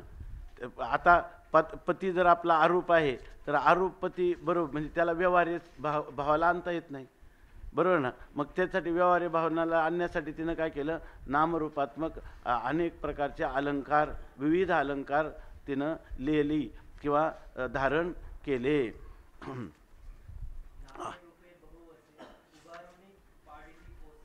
हां हां हां आहे ना, ते पुढं आहे ना. हां येणारच आहे ते, तर पुढं ओवी येणार आहे. आता इथं काय आहे, ही सगळी जी ओवी आहे तर तिने अध्यारोपाची ओवी आहे असं आपण म्हणतो, बरोबर आहे ना. आता मागची जी ओवी आहे ना त्याचं चांगलं पहा. हां आपण केलेल्या चिंतनाच्या आधार ऐश्वर्याशी विश्वराज्याचे अंग संसारा, बरोबर आहे ना. ही झाली अध्यारोप. आणि आपलाही होणी उभारा आपणची जे असं जे म्हणतात, तर याच्यामध्ये काय केलं होतं आपण, अपवाद केला होता, बरोबर. अपवाद केला तर आपणच आपला उभारा म्हणजे आपणच आपला विलास झाला, बरोबर. असं सन्मात्र चिन्मात्राच्या ठिकाणी प्रकृती आणि प्रकृती कार्य नामरूपाच्या ठिकाणी खरं जर पाहिलं तर जगताची सिद्धी होत नाही, सिद्धी अधिष्ठानाची होती. म्हणून आपणच आपला उभारा आहे असं अर्ध्याववीत अपवाद आणि अर्ध्याववीत अध्यारोप असं आपण पाहिलं. किंवा सकाळचा जो झोक होता तो दोन्ही कशात आहे, आपणची आपला उभारा म्हणजे प्रकृतीचाच हा परिणाम आहे, अधिष्ठानाचा संबंध नाही. अशा प्रकारे जरी त्याचं वर्णन घेतलं तर हे काय झालं, हे सगळं अध्यारोप झाली ओवी. आणि ही दुसरी जी ओवी आहे ही सुद्धा काय पूर्ण अध्यारोपातली आहे असं आपण आता पाहिलं. आपण आता टीकाकार कसं म्हणतात ते आपण पाहतो. याच्यामध्ये अध्यारोप आपण म्हटलं, बरोबर ना. आता ह्या ओवीचा जो अर्थ चालला आहे तो अध्यारोप चालला आहे का पहिल्यापासूनच अपवाद करायला सुरुवात केली. पहिल्या ठिकाणी इथं म्हणजे टीकाकाराचा झोक आहे ना, इथं त्यांची नामरूपाची सुरुवातीला सिद्धी होऊ दिली नाही. याचं कारण असं आहे की ह्या ग्रंथाचं जे काही फलित आहे, निष्कर्ष आहे, तो निष्कर्ष आहे अजातवादाचा. अजातवादाचा निष्कर्ष असल्यामुळं अध्यारोप जरी चालला असेल तर त्या अध्यारोपाला फारसं महत्त्व दिलं जात नाही. आता तुम्हाला प्रतितीला येतं म्हणून त्याची संगती सांगणं भाग आहे. आणि ज्ञानोबरायांनी ती सांगितली होईत म्हणून ते ग्रंथकार किंवा टीकाकार या ठिकाणी सांगतात, असंच दिसतं की नाही. म्हणून म्हणतात की पतीचे आरूपपणे पतिव्रतेशी न घडे मिरवणे, या लागी वावगेची लेणे ल्याली नामरूपात्मक. म्हणजे नामरूपात्मक लेणं आहे ते वावगं आहे म्हणजे नामरूप मिथ्या आहे असं सांगितलं. अहो मुळी प्रकृती पुरुष भाग नाही, तो नामरूपे पाडीला ठाई, तरी नामरूप सहजची पाही वाचारंभण मात्र. अहो ते म्हणतात मुळी प्रकृती पुरुष विभाग नाही. खऱ्या मूळ अधिष्ठान स्वरूपाच्या ठिकाणी किंवा मूळ असणाऱ्या अधिष्ठान चैतन्याच्या ठिकाणी प्रकृती आणि पुरुष हा भाग आहे का? प्रकृती पुरुष भागच नाही त्या ठिकाणी. मग तो कशामुळे तुम्हाला नाही तर माहीत कसा पडला? प्रकृती पुरुष विभाग हा माहीत तरी कसा पडला? तो नामरूपे पाडीला ठाई. त्या ठिकाणी नामरूप मुळं आपल्याला ठाई पडला, म्हणजे आपल्याला माहीत झाला असंच ना. नामरूपामुळं प्रकृती पुरुषाचा विभाग आपल्याला कार्यानुमेय म्हणून या ठिकाणी आपण जाणला. याच्या पलीकडे काय आहे का? नामरूप नसती तर प्रकृती पुरुषाचा विभागसुद्धा करण्याचं काही कारण नव्हतं. नामरूप दिसतात म्हणून प्रकृती पुरुषाचा विभाग केला. आणि तो नामरूपे पाडीला ठाई, तरी नामरूप सहजची पाही वाचारंभण मात्र. परंतु ते म्हणतात तरी नामरूप सहजची पाही. या ठिकाणी नामरूप जे आहे ते सहजची म्हणजे स्वाभाविकपणे नामरूपाचा विचार केला, म्हणजे स्वाभाविकपणे जसे आहे तसे नामरूप ज्या प्रकाराने आपल्याला त्यांची उपलब्धी होते त्याचा जर आपण विचार केला तरी वाचारंभण मात्र. ते काय आहेत? नामरूप म्हणजे फक्त वाचारंभण अशा प्रकारचे आहेत, फक्त ते शब्दाने त्याचं केलेलं उच्चारण आहे. नाहीतर नामरूपाची उपलब्धी कुठे होती? नामरूप जे आहे त्या नामरूपाचं विश्लेषण करायला गेलं तर एक भाग आहे व्यापारार्थी, तो एकविध आहे, बरोबर ना. आणि अंगी संसारा त्यांचं सांगितलं ना त्यांनी. आणि दुसरा भाग आहे तो निषेधात्मक आहे. दुसरा भाग जो आहे तो निषेध करणारा भाग आहे, अंग आणि संसारा. मग आता याच्या ठिकाणी आपल्याला जो नामरूप आपल्याला जे काही माहीत पडतं ते नामरूप काय आहे? वाचारंभण मात्र आहे. मग खरं नामरूप वाचारंभण मात्र आहे. मग तुम्हाला जगामध्ये काय दिसलं? ते म्हणून इथं काही आरंभवाद नाही, परंतु ते आहे ना, ये रवी काय नाम मात्र लुगडे आणि ये रवी सुतची ते उघडे, आहे की नाही. लुगडं हे नाव आहे, परंतु त्याच्यामध्ये पाहिलं तर उघडं काय आहे? उघडं सूत आहे, बरोबर ना. आणि वस्त्र हे वाचारंभण आहे का नाही? इथं तुम्हाला वाचारंभण सांगण्यासाठी सूत आहे, अनेक तंतू एकत्र येऊन वस्त्र होतं असा कार्यकारणभाव सांगून, बरोबर ना, अनेक कारणं एकत्र येऊन कार्य निर्माण झालं, हा आरंभवाद या ठिकाणी सांगायचा नाही, बरोबर ना. हा आरंभवादासाठी मुक्ताबाईंची जी अशी केवळ अन्वयाची जी काही अभंग आहेत तर त्यामध्ये बऱ्याच वेळेला आरंभवादाचा भास होईल, आहे की नाही. म्हणून हा आरंभवाद नाही, तसंच हा परिणामसुद्धा नाही, तसं बरोबर ना, हा परिणामवादसुद्धा नाही. हा पूर्ण काय आहे याचं स्पष्टीकरण विवर्तवादाने. विवर्तवादाशिवाय याची संगती सांगता येणार नाही. आणि विवर्तवादानेच तुम्हाला हे संपूर्ण चैतन्य आहे असा बोध होईल. कारण प्रतीती येत असली तर, आहे की नाही, प्रतीतीची संगती ही विवर्तवादानेच सांगावी लागते. म्हणून त्याला वाचारंभण हा शब्दच विवर्तवादाचा काय द्योतक आहे, दुसरं काही नाही. कोणीतरी काही म्हटलं तर टीकाकार जे सांगतात किंवा ज्ञानोबाराय जे सांगतात हे वाचारंभण जेव्हा तुम्ही म्हणता तेव्हा ते वाचारंभण विवर्ताच्या कक्षेतूनच तुम्हाला स्पष्टीकरण करावं लागेल, दुसरा कोणताही मार्ग नाही. म्हणून इथं सांगतात की मुळी प्रकृती पुरुष भाग नाही, तो नामरूपे पडीला ठाई, तरी नामरूप सहजची पाही वाचारंभण मात्र. सहज जर तुम्ही विचार केला, सहज म्हणजे तुम्ही वास्तव, बरोबर ना, जसं आहे तसा त्या नामरूपाचा विचार केला तर नामरूप तुम्हाला वाचारंभण दिसतील. मग त्या ठिकाणी जगात दिसेल काय तुम्हाला? जगात आणि जगत कारणात सापडेल काय तुम्हाला? जगत आणि जगत कारण प्रकृती पुरुष ही जर वाचारंभण असतील तर तुम्हाला उपलब्धी काय झाली? आम्हाला त्यांचा निषेधावधीभूत अशा सन्मात्र चिन्मात्र अधिष्ठानाची उपलब्धी झाली, बरोबर ना. आणि ती सुद्धा भिन्नत्वाने झाली नाही, ती कशाने झाली? आत्मत्वाने झाली. असा अर्थ नाही. तसंच होतं आहे का नाही? जर आपण बारकाईनं विचार केला, अधिक सूक्ष्म अधिक गंभीर विचार केला तर हे दिसतंय ही खरोखरच चैतन्याची शोभा आहे की नाही. जर ही नुसती शोभा ग्रहण करायला गेलं तर कधीच शोभा हातात येत नाही. आणि केवळ अधिष्ठान ग्रहण करायला गेलं, बरोबर ना, तर अनाम ते किरा अनाम अजाती माझी अविद्या वर्गाच्या राती ओळखावया श्रुती खून केली. असं ते उलट काय झालं, ते अनाम आरोप असणार त्यासाठी खून केली. इथं पण खून शब्द आला. ती खूण किंवा संकेत कोणता असेल तर ते अद्वैत सांगावे बोले तरी द्वैत घेपे. हे जे अद्वैत स्पष्ट करण्यासाठी सुद्धा काय करावं लागतंय? द्वैताचाच आश्रय करावा लागतो. आणि त्या ठिकाणी त्या द्वैताच्याच द्वारा आपल्याला अद्वैताचा बोध यथार्थ रीतीनं करून घेता येतो, बरोबर ना. म्हणून सांगतात नामरूप पाही सहजची वाचारंभण. आता बघा, आता सर्वे विकाराश्च वाचा केवलमास्तिका अस्ति इत्यारभते नामध्येय मात्रमहि तत्सदा इति ब्रह्मगीतायाम. ह्या आत्तापर्यंतच्या पहिल्या प्रकरणातच मला वाटतं हे दोनदा किंवा तिसऱ्यांदा हे प्रमाण आले. दोनदा तर निश्चित आलं. ब्रह्मगीतेतलं हे प्रमाण दिलं की आता सर्वे विकाराच. असं सांगतात की जे लोक वयोवृद्ध अवस्थेमध्ये संन्यास घेतात, मग आपण कधी सांगितलं असतं, आम्ही ऐकलेलं आहे की वयोवृद्ध अवस्थेत त्यांना जास्त व्याकरणाचं किंवा न्यायाचं अध्ययन करता येत नाही, तर त्यांच्यासाठी शंकरानंदी पंचदशी आणि त्यांच्यासाठी ब्रह्मगीता हा ग्रंथ हे थोडक्या कालामध्ये, त्यांचं आयुष्य कमी उरलेलं असतं, आता सगळ्या ग्रंथाचं प्रारंभापासून चिंतन करता येत नाही, तर त्यांनी केवळ शंकरानंदी गीतेचं आणि पंचदशीचं चिंतन त्यांना सांगावं असं सांगतात. तसंच काही लोक सांगतात की या ब्रह्मगीतेचं चिंतन जे आहे तर त्यांना सांगावं. वयोवृद्ध संन्यासी महात्मे ते ब्रह्मगीता चिंतन करतात. तर त्या ब्रह्मगीतेचं हे प्रमाण दिले. आता सर्वे विकाराच. आता सगळे जे विकार आहेत, बरोबर ना, ते वाचा केवलम अस्तिका अस्ति इति आरभ्यते. जे आस्तिक लोक आहेत ना, आस्तिक लोक, तेच आस्तिक लोक ह्या अस्ति इति आरभ्यते. सर्व जेवढे विकार आहेत ना ते अस्ति म्हणजे ते विकार किंवा कार्यरूप विकार म्हणायचं नाही का. विकार म्हणजे काय, कार्य. जेवढं म्हणून कार्य आहे ते आस्तिक लोक म्हणजे त्या कार्याला विद्यमानता प्रदान करणारे लोक, बरोबर ना. ते काय करतात, वाचा अस्ति इति नामधेय अस्ति इति आरभते. त्याला ते कार्य आहे असं मानतात, पण ते कार्य आहे नाही. ते कार्य काय आहे, नामधेय मात्र मी तत्सदा. ते नित्य केवळ नामधेय म्हणजे वाचारंभन मात्र असतं. म्हणजे शब्द जसा वंद्यापुत्र शब्द आहे, तो फक्त आपल्या वाचेत आहे का वंद्यापुत्र नावाचा पदार्थ आहे, बरोबर ना. एखादा म्हणेल की वंद्यापुत्राने अमकं केलं, वंद्यापुत्र अस्तित्वात आहे, तर यांनी काय कळलं आपल्याला, आस्ती असा यांनी आरंभ केला.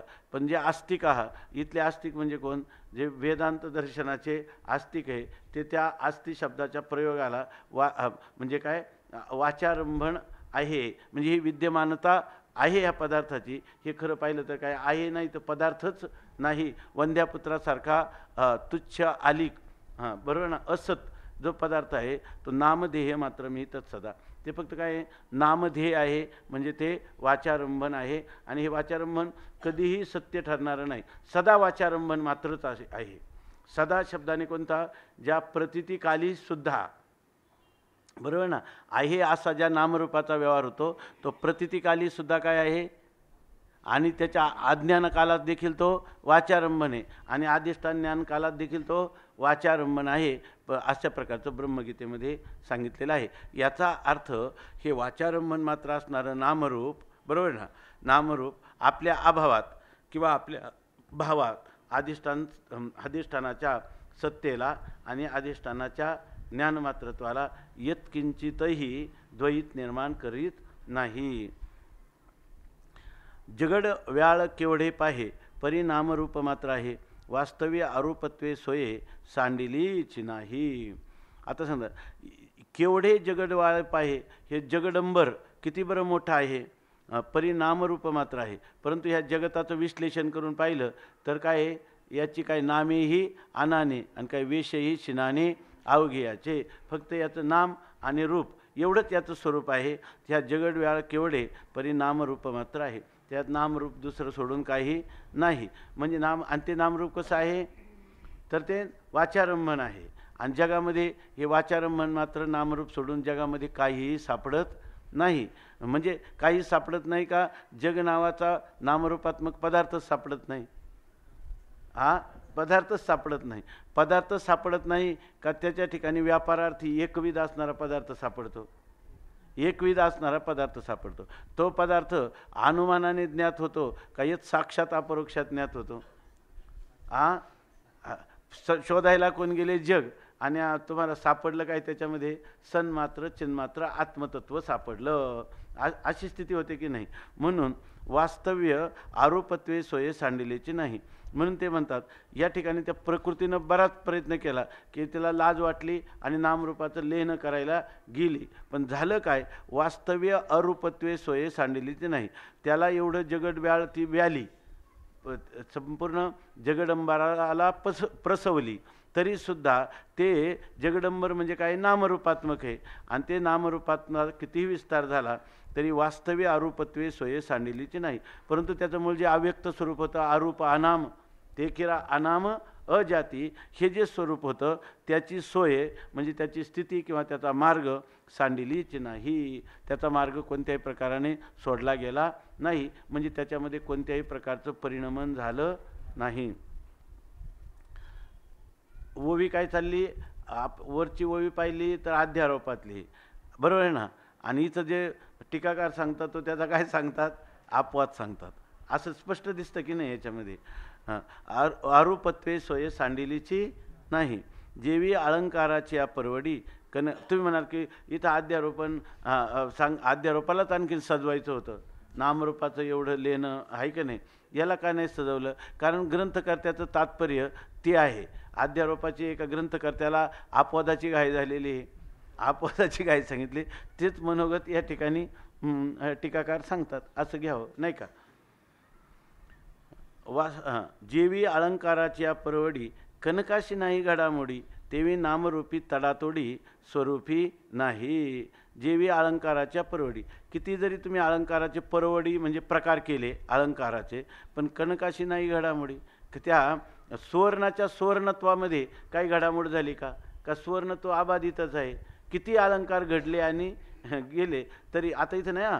तुम्ही म्हणाल का कुठंच तर आयरणीवर अलंकार घडले तर आयरणीत काही नाही, बरोबर आहे ना. असं म्हण, इथं कोण सांगितलं, इथं अखंड अर्थाचं उदाहरण आहे. मूळ सुवर्ण जे त्या सुवर्णामध्ये कितीही जरी अलंकार घडले तरीसुद्धा त्या सुवर्णामध्ये त्याच्या कांतीमध्ये कोणत्याही प्रकारचा चढउतार नाही. कनकाशी नाही घडामोडी, तेवी नामरूपी तडातोडी स्वरूपी नाही. तेव्हा तुम्ही त्या प्रकृतीने कितीही नामरूपाचा विस्तार केला तरी स्वरूपी तडातोडी नाही. तर त्या स्वरूपामध्ये कोणत्याच प्रकारची तोडमोड किंवा तोडफोड किंवा विकार असा झालेलाच नाही. एवं पुरुषाचे अरूपत्वाला जिली, म्हणून रूपाची हाव धरिली, तरी आरूपे नाही सोडिली आपुली सीमा.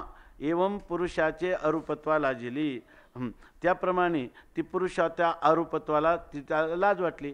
माझा पती हा रूपरहित आहे असं तिला वाटलं, म्हणून रूपाची हाव धरली. म्हणून तिनं काय धरला, तिला हवरेपणा सुटला की याला रूपाला कसं आणावं, म्हणून तिनं रूपाची हाव धरली आणि अनेक प्रकारच्या नामरूपाने ती नटली. परंतु तरी आरूपे नाही सोडिली आपुली सीमा, तरी आरूप असणाऱ्या अधिष्ठानाने आपली मर्यादा उल्लंघन केली नाही. म्हणजे ते आरूपाचं रूपाला आलंच नाही, ते जसं आहे तसंच राहिलं, त्याची मर्यादा उल्लंघन केली नाही. किंबहुना हवही पुरती, आपण पुरुषाहुनी ढळती, तरी साचपणा अनती जगडबाळा यया. आता हे पहा, किंबहुना हवही पुरती, आपण पुरुषाहुनी ढळती, तरी साचपणा अनती जगडबाळा यया. हे बघा, सांख्याचं खंडन आलं याच्यामध्ये, याच्यावरून दिसतं. ते म्हणतात की किंबहुना हवही पुरती, तिची हाव जी आहे ती पूर्ण झाली असती. म्हणजे काय झालं असतं, तिनं ह्या परमात्म्याच्या अव्यक्त रूपातून त्याला नामरूपाला तिच्या सामर्थ्यामुळं, बरोबर ना, किंवा तिच्या भिडेमुळं तो जर नावरूपाला प्राप्त झाला असता, तिची हवही पुरती, तिची अभिलाषा ती जर पूर्ण झाली असती, आपण पुरुषाहुनी ढळती, तर ती काय झाली असती, तिची हाव पूर्ण झाली म्हणजे ती पुरुषापासून भिन्न झाली असती, बरोबर ना. पुरुषाहुनी ढळती, त्या पुरुषाचं मूळ जे अनाम अरूप आहे ते काय झालं असतं, त्याला तिनं भ्रष्ट केलं. म्हणजे ती काय झाली, तिची अभिलाषा पूर्ण झाली, म्हणजे त्या पुरुषाला नामरूपाला आणलं. असं जर घडलं असतं तर ती आपण पुरुषाहुनी ढळती. ती जर आपल्या पुरुषापेक्षा स्वतंत्र रीतीनं अस्तित्वात आणली असती तरी साचपण आणती जगडवाळाया. तर ह्या जगडवाळाला तिनं काय केलं असतं, खरेपण आणलं असतं, बरोबर ना. तिला काय आणलं असतं, खरेपण आणलं असतं, बरोबर ना. याचा अर्थ काय, हे जगडवेळा खरं नाही आणि खरेपणाला आणलं नाही. कारण पाठीमागे दिलं ऐश्वर्याची स्वराज्याचे अंग संसारा, पण दुसरा भाग आपण जर अपवादात घेतला तर काय सांगितलं, आपला येऊ होणी उभारा आपणच दे. त्याच्यात जे सत्ता आणि सच्चित, बरोबर ना, सत्ता आणि स्फुरण ते कोणाचं होतं? त्याचंच होतं. त्यामुळे तिला स्वतंत्र ह्या जगडव्याळाला स्वतंत्ररित्या प्रसवता आलं नाही. नाहीतर मग जर तिनं नामरूपाचं स्वतंत्र केलं असते तर ती आपल्या पुरुषापासून वेगळी झाली असती. त्यामुळे पुरुषापासून तिला वेगळी करता येईना. तिला पुरुष रूपही सिद्ध होईना, पुरुषापासून भिन्नही सिद्ध होईना, पुरुषाचे भेदही सिद्ध होईना आणि अभेदही सिद्ध होईना, भेदाभेदही सिद्ध होईना. अर्थात पुरुषाच्या ठिकाणी ते काय आहे? कल्पित आहे, अनिर्वचनीय, मिथ्या आहे, असाच याचा अर्थ होतो. म्हणजे याचा अर्थ ह्या अमृतामध्ये, अमृतानुभवामध्ये प्रकृतीचा स्वतंत्र परिणाम जगत, याचा तर ह्या सिद्धांताचा, सांख्य सिद्धांताला यत्किंचितही स्थान किंवा विचार करण्याचं सुद्धा कारण नाही असं दिसतं ना ह्या ओवी जर आपण पाहिली तर.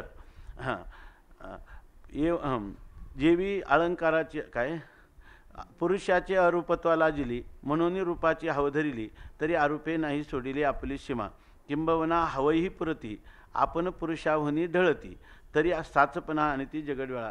साचपणा तर तिने ह्या जगडंबराला काय केलं असतं? जगताला सत्यत्व आणून दिलं असतं आणि ती पुरुषापासून स्वतंत्र आहे असं सिद्ध झालं असतं आणि तिची हाव पण पूर्ण झाली असती. पण असं झालं नाही, असा अर्थ झाला ना. पण असं झालं नाही. किंबवना पुरुषी प्रकृतीपण हेही वाचारंभण येथे प्रकृतीची या केल्या साचपण कैचे येईल. इथं आक्षेपार्थाने विचारतात. ते म्हणतात किंबवना, फार काय सांगू, पुरुषी प्रकृतीपण, पुरुषाच्या ठिकाणी प्रकृतित्व येणं, बरोबर ना, हेही वाचारंभण. पुरुषाच्या ठिकाणी म्हणजे पुरुषाच्या सत्तेने आणि स्फुरणाने प्रकृतीच्या ठिकाणी सत्ता आणि स्फुरण आलं असं म्हणणं हे सुद्धा काय आहे? वाचारंभण आहे. आणि मग तेथे प्रकृतीच्या केल्या साचपण, मुळात प्रकृती ही पुरुषाच्या ठिकाणी आध्यस्थ आहे असं म्हणणं हे सुद्धा काय आहे? वाचारंभण आहे. म्हणजे प्रकृतीचा आणि पुरुषाचा कधी संबंधच झालेला नाही. अशा वेळेला प्रकृतीच्या केल्या साचपण आणि प्रकृतीच्या म्हणजे प्रकृतीने केलेलं जे कार्य आहे त्याला साचपण म्हणजे त्याला सत्यत्व कैचे येईल. जिथं मूळ प्रकृतीच जर त्या ठिकाणी सिद्ध होत नाही, प्रकृतीचं कार्य असणारं जगत या ठिकाणी कसं सिद्ध होईल? आणि मूळ अज्ञान चित्त व लटिके मातयाचे कार्य केतुके मंसार म्हणून संसार रुख म्हणून संसार रूप रुख सत्य के वावोचे गा. असं स्पष्ट माऊलीने अमृतानुभवामध्ये पण सांगितलं, आपलं ते ज्ञानेश्वरीमध्ये पण सांगितलं, तेच या ठिकाणी अमृतानुभवामध्ये सांगितलं. एवम एकी दुजेपण ते केवळ वाचारंभण म्हणून आघवेयाशी जाणं वाचारम म्हणतो. मग एवम एकी दुजेपण, एकाच्या ठिकाणी प्रकृती रूपाने द्वैताची कल्पना ते केवळ वाचारंभण, तेच काय आहे? वाचारंभण आहे. म्हणजे प्रकृतीची कल्पना हीच वाचारंभण आहे. म्हणून त्या प्रकृती कार्य हे वाचारंभण आहे हे वेगळं सांगायला कारण नाही कैमतिक न्यायाने. म्हणून आघवयाशी जाणं वाचारंभणत्व. म्हणून ह्या सगळ्यांनाच काय आलं? म्हणजे कार्य आणि कारण ह्या दोन्हींनाही वाचारंभणत्व आलं. आता 31वी ओवी. ऐक्याचाही दुकाळा बहुपणाचा सोहळा जे सदैवच्या लीळा दाखविला.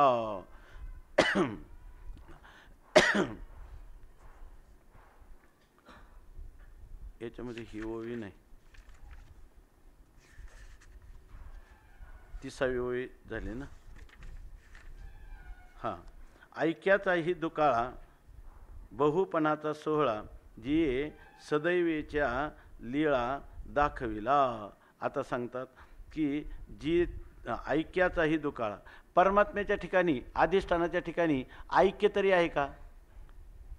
प्रकृती आणि पुरुषांची अधिष्ठानाची एकता किंवा कार्यरूप जगताची अधिष्ठानाची एकता हा प्रकार सुद्धा त्या ठिकाणी नाही. म्हणून ऐक्याचाही दुकाळा, त्या ठिकाणी ऐक्याचा सुद्धा काय आहे? दुष्काळ आहे.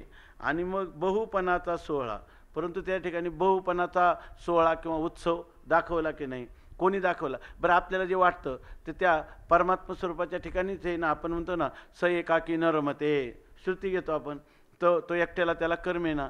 एकोहम बहुश्याम प्रजायेय, मी एकटाच आहे, मला अनेक व्हावं. एकी एकटाचे असोनी एकला, आणि विश्वाकार होऊन ह्या ठेला. जया, पण पुढचं जातो विसरून आपण. जया परिवतैसाची गमला नंदनंदन हा आचोज आंबोलावो. ए यथामाम प्रपद्यन्ते थांस तथैव भजाम्यहम. ही गोष्ट आपण विसरून जातो. तो एकटाच परमात्मा तो अनेक रूपाने नटला किंवा अनेक रूपाने झाला, असंच म्हणतो ना. एकोहम बहुश्याम, मी एकटा आहे, कर्मत नाही, मला अनेकत्वाने व्हावं वाटतं, म्हणून तो प्रकृती आणि प्रकृती कार्यरूपाने, बरोबर ना, तिच्याशी संबंध करून अनेक रूपाने नटलेला आहे, विस्ताराला प्राप्त झाला आहे, असं आपण म्हणतो. पण इथं ते सांगतात की मूळ त्याच्या स्वरूपाच्या ठिकाणी जर पाहिलं तर अधिष्ठानाला एकत्व तरी आहे का? जर नानात्व असलं तर एकत्व येईल, द्वैत असलं तर एकत्व येईल, पण तिथं ऐक्याचा सुद्धा काय आहे? दुष्काळ आहे. त्याचा एकपणा हे सुद्धा त्या ठिकाणी गणती नाही. त्यांनी सांगितलं का एकपणे शिकाय. हां, काही जगा ऐक्याचे एकपण सरे, ऐक्याचे एकपण सरे.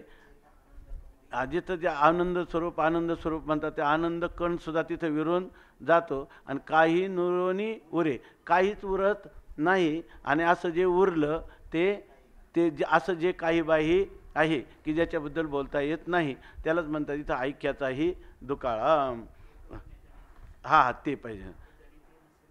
हां, हे असं एक आपण म्हणतो ना, इथं आता एकच पुस्तक आहे, एक पुस्तक आहे म्हणजे आता अनेक पुस्तकं आहेत. आता ती पुस्तकं इथं नाही, त्याच्या सापेक्ष याला एकपणा आला आहे, म्हणजे अनेक पदार्थ आहे दुसरा, असं होतं.